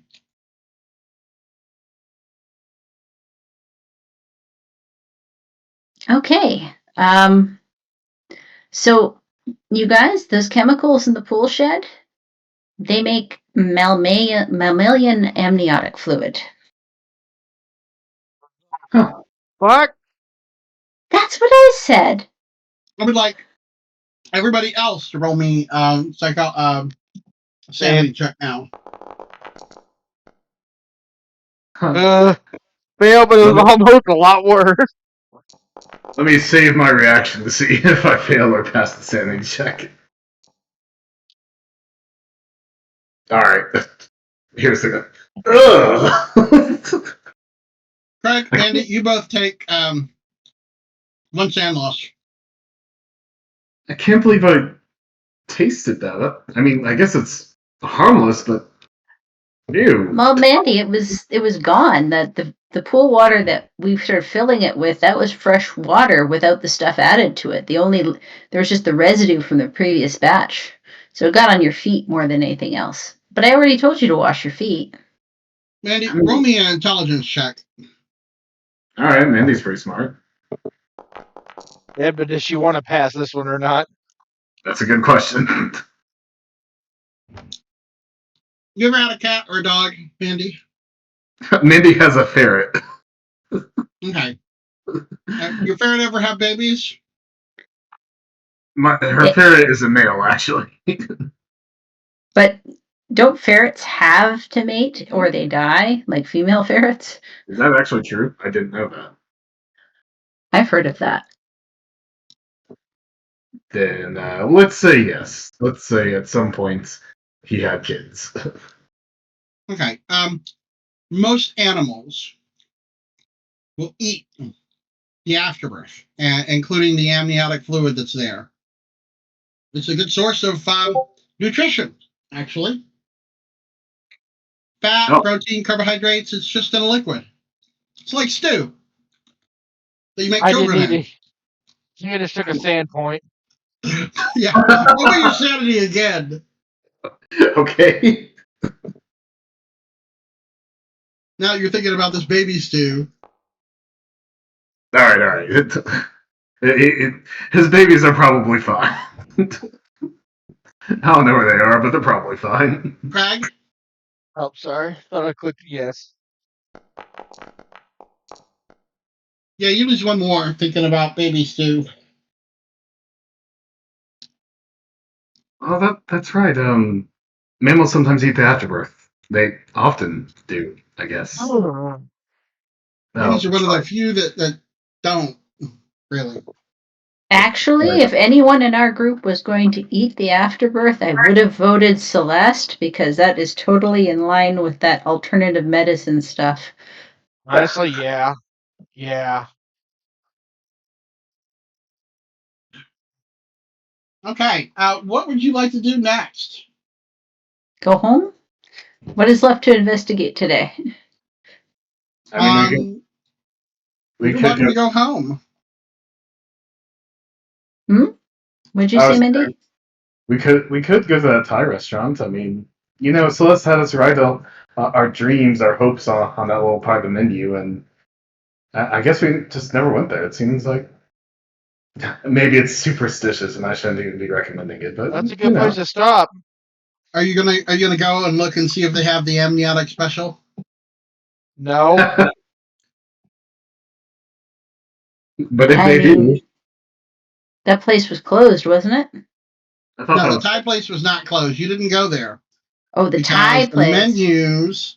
the menus, she said, were just stuffed into the thing. So it happened to be something she had lots of.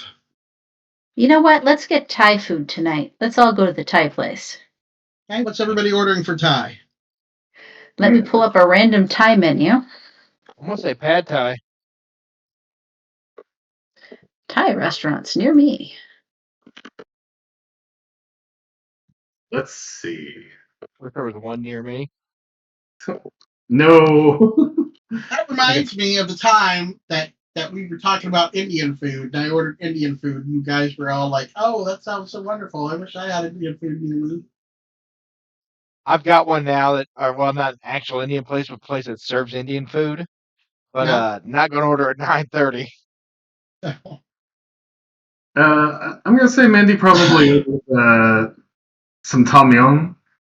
Oh, there you go. I'm gonna get Crying Tiger with grilled chicken. Crying Tiger. Nice. That sounds metal as fuck. Oh yeah. Okay, Jan, what are you having? Red curry. Red curry. Good choice. Good choice. Okay. So you guys are at the restaurant. You order food. There's nothing really particularly out of the ordinary that comes out at you. The waiter comes out, takes your order, brings you your food. It's hot. It's fresh. It's definitely spicy. Do they ask us our spice levels? No, they just bring you out something that you would class as White people Thai food. white people's Thai food. Yeah. I see. Know the market. Okay. Unless you ask for extra spicy or Thai spicy. Are any of us that kind of spicy where they're like, no, give me Thai spicy. Give me some Thai spicy. I'll ask for spicy, just spicy. I'll White pay the people con check. spicy. I don't care. Craig is going to take the Thai spicy. Sierra's just going to eat the white people spice. Come on, Sierra, live a little. You know, when's the last time you had Thai? Andy, Mm-hmm. roll me your constitution Fair. against brown people spicy level Thai food. I mean, I have a Thai place around that I like to go to, and I've definitely found where my spice limit probably is on the spice scale. Okay.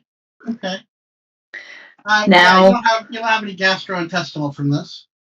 Now you should make him roll his con check at a penalty because he asked for Thai levels of spiciness, not just spicy. I didn't hear him say Thai levels. I just heard him say spicy. Oh, I said Thai levels. Oh, you said Thai level. Okay, roll me your con then. I even said I'll hit the con check. I don't care. Yeah, go ahead. Yeah, let's go, Craig. I got this. It's pretty spicy, but you eat it no problem. Ain't my first rodeo. Sierra gives him a congratulatory slap on the back and goes, "Good job." You feel like you've been pepper sprayed, Sierra, as you talk to him while he's eating. The level of spice coming off of this. Jesus Christ. It's like an STD spreading around the table. You're beginning to wonder if they didn't just take a mace defensive spray and spray it into the food. Yes. Painted more of a lemon flavor in the background. You don't know how you know that, but somehow you know what mace tastes like. You ain't finding out all yet. those government watch lists he's on. No, I'm Probably thinking on he's two. I think he's remembering what happened to his previous character.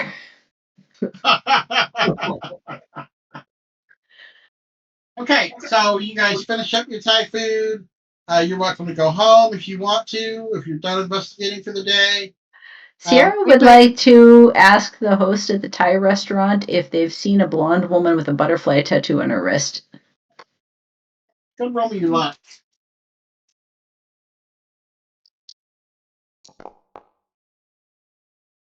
No. No, she doesn't remember the customers.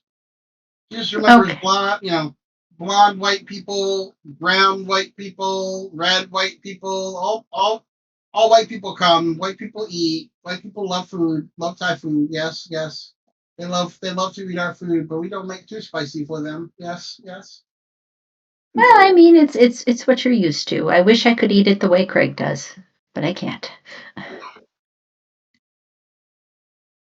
You need anything else? Just the bill. Okay. She handed you a bill. All right. Okay. Sierra pays for her food. Leaves a nice tip. Okay, great. Anything else Well- for anybody else? I was about to like offered to get like sake for the table, but if Sierra's already done, that's fine. Did you want to talk around the table, or should we break up and re-meet in the morning? Y'all don't want to be around me when this goes through. Just saying. It's a good thing your toilet is made out of porcelain. Let's put it that way. You're gonna have to call the cleanup team from the Exxon Valdez. No, more professionals, not those amateurs. This will be bad. That's great. That's great. I love that. Okay. Well, hey, do you want to meet up at the hospital tomorrow? Yeah, we can meet up at the hospital tomorrow. Let's see Good how idea. Celeste. Yeah. Okay, so we all break up. You go to bed. You get up in the morning. You have breakfast. You all meet at the hospital. Celeste is in the same condition she was in. Any attempt to ask her questions just results in the drawing of the icon from the day before. Sierra is going to lean over Celeste and go, I saw the pool. Her eyes get a little big, but she just draws the little symbol again. I saw the symbol in the pool. She looks at you and then she draws the symbol again. Are Where's these, the necklace? are these little trails for you? Sierra and- would like to show her. Oh, sorry. What you were saying? Oh, I was just saying, like, trying to attempt to get any more of her by, like, pointing at her drawing and the lines that go into the pool. You didn't say that resembled anything in particular, did you? Right? But Say that again? the lines on the drawing that come from what the rectangle that's supposed to be the pool, right? That's not resembling anything particular. Would that happen to be? Well, I failed an anthropology roll to recognize it before. Oh, Actually, it's a new roll. It's a new day. Can I try again to interpret that symbol? Sure. I was going to ask, are those lines coming from, based on the picture, where the shallow end would be, where they would have gone into the pool? It's in the deep end. Okay. Past the ramp down. Oh Then my my goodness. that doesn't make sense. You passed? I did. Nice. Nice. Tell me the anthropological significance of that symbol, please. Okay, one moment.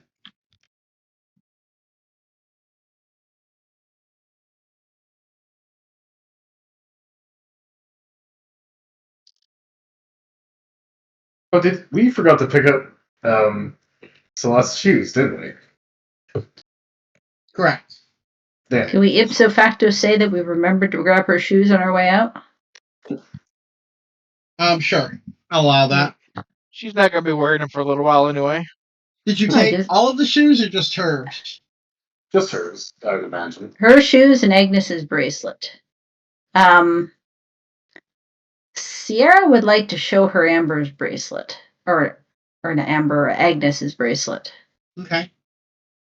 That was her Rest best. quiet for a moment, and then she draws that symbol again. Okay.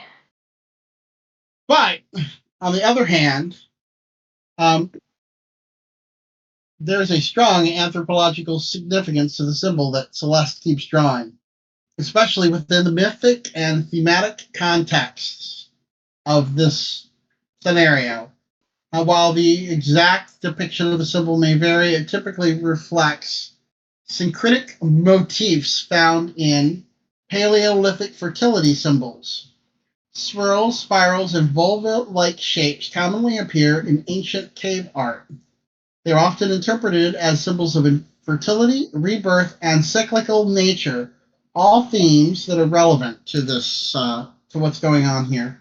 Anthropologically, such symbols were thought to invoke protection or favor from a mother goddess. If you want anything more than that, I'm going to need a mythos roll. Okay. I don't think any of us have any mythos. See you, Matt. You could always roll a 1. Yeah. I'm going There you Oh, anyway. go. is Matt leaving? Yeah, I'm out. Oh, thanks, Matt. You gotta go? See you Yeah. next week. I think I'll be on the road next week. So 2 Okay. weeks. All right. See you in 2 weeks. All right. Bye-bye, everybody. Okay. Yeah, you could roll it. You could always roll a 1. 1 is a success. Okay, I can roll That'll be it. good. Let me make sure that I actually have put mythos on here. Double check. Let me see if I might be able to. Well, I would roll anthropology too, but I guess it'll figure it out with me anyway. So. Because even if your mythos is 0, a 1 is always a success, right? I believe that is the correct interpretation here. And literally a 1% chance. Let's see it happen. Nope. Nope. Would a cult give her anything, or are we just literally down to mythos? You're welcome to try a cult.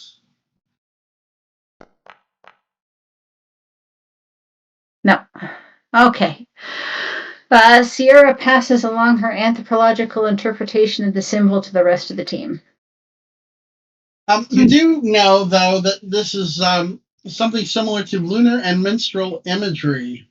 Repeated crescent, triple moon, or cyclical dot patterns often represent female cycles, menstruation, or lunar phases, commonly associated with mother goddesses, rites of passage, or occult fertility rituals, although you do not know anything particularly occulty about it.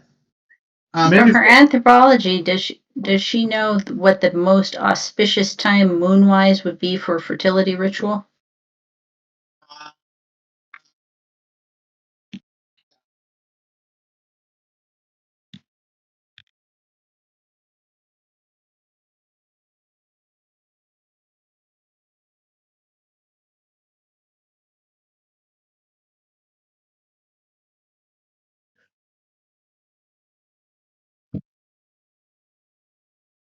Let me pull up my handy dandy calendar. Harvest moon. Is that are we in the harvest moon? I have no idea. It just You know, makes you sense. We shouldn't be. Harvest moon is usually the fall one. You mentioned something Yeah. about the blood moon last chapter, and that was. You said it's October of 25, right?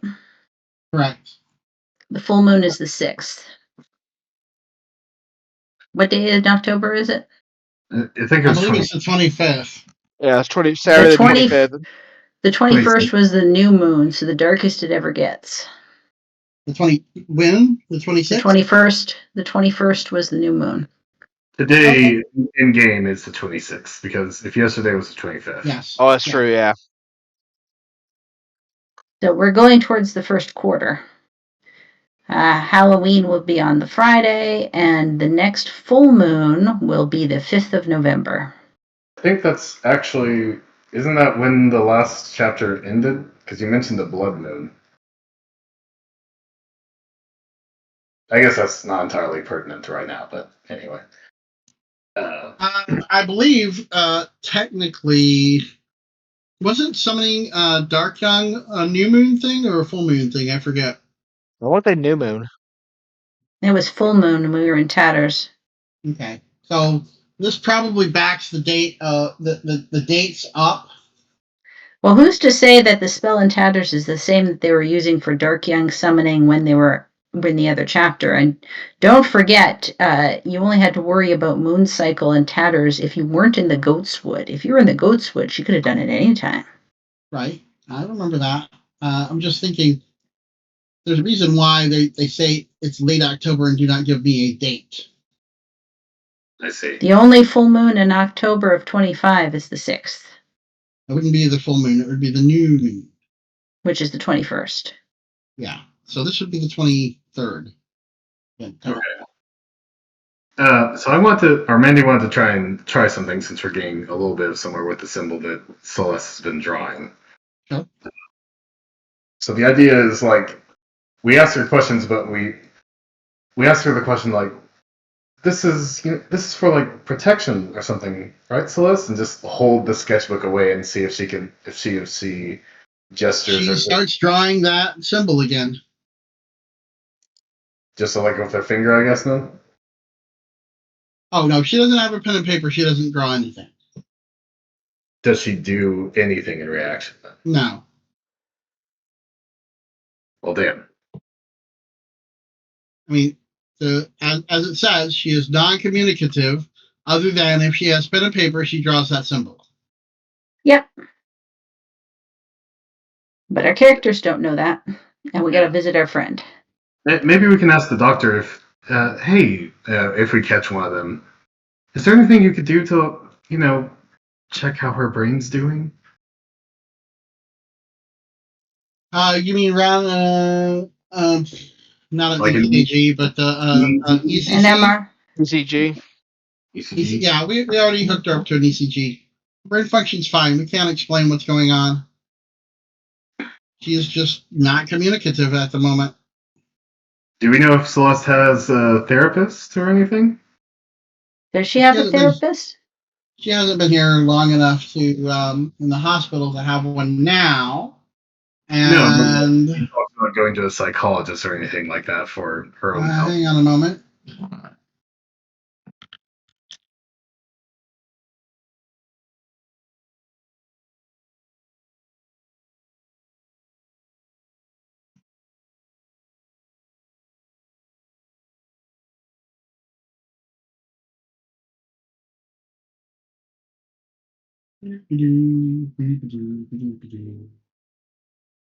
Yeah, that's not information that you would have. Okay. Celeste is pretty open, but she doesn't necessarily tell you everything she does. And it's not like you're her good friend Benita. All right, it's a new day. We can go and try and visit Benita again, all right? Yeah. Let's call the tea place and see if their phone is still out of service. You call the herbalist shop, and it says that the phone is out of service. What happened to the third pair of shoes? That's my thought. Maybe that was the third pair of shoes. So they might be missing the way Agnes is missing. Well, I already unlocked the back door. I could do it again, but we should make a better job of looking around to see if anyone's actually watching. I'll be lookout. All right, let's head back to the tea place with the intention to actually do some illegal snooping. Okay.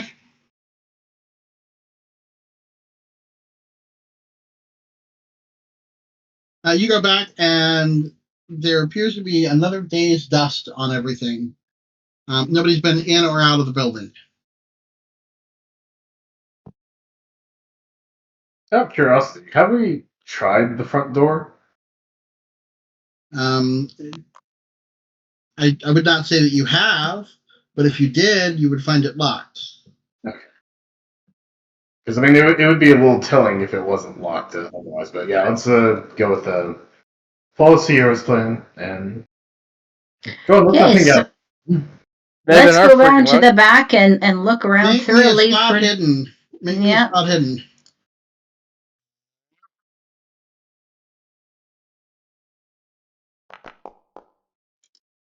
Nope. I think I got one. There we go. Mandy did. Mandy, Nice. before you enter, you spot a little bit of a car, and on the front of the car, you notice what looks like a buddy bumper. A buddy bumper? Bumper? Yeah. What's that? You recognize the kind of bumpers that they put on cop cars. Oh. Okay, let's retreat. Yeah, I'm kind of maybe not the time, guys. Man, are they just always watching here? Why can't the police be incompetent in our favor?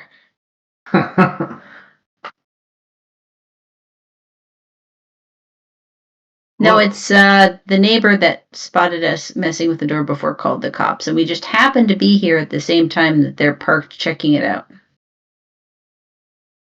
So if we wait and come back later, they'll probably be gone.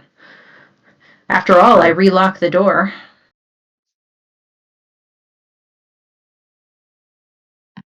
Well, I guess we don't have anything in particular to do in the meantime.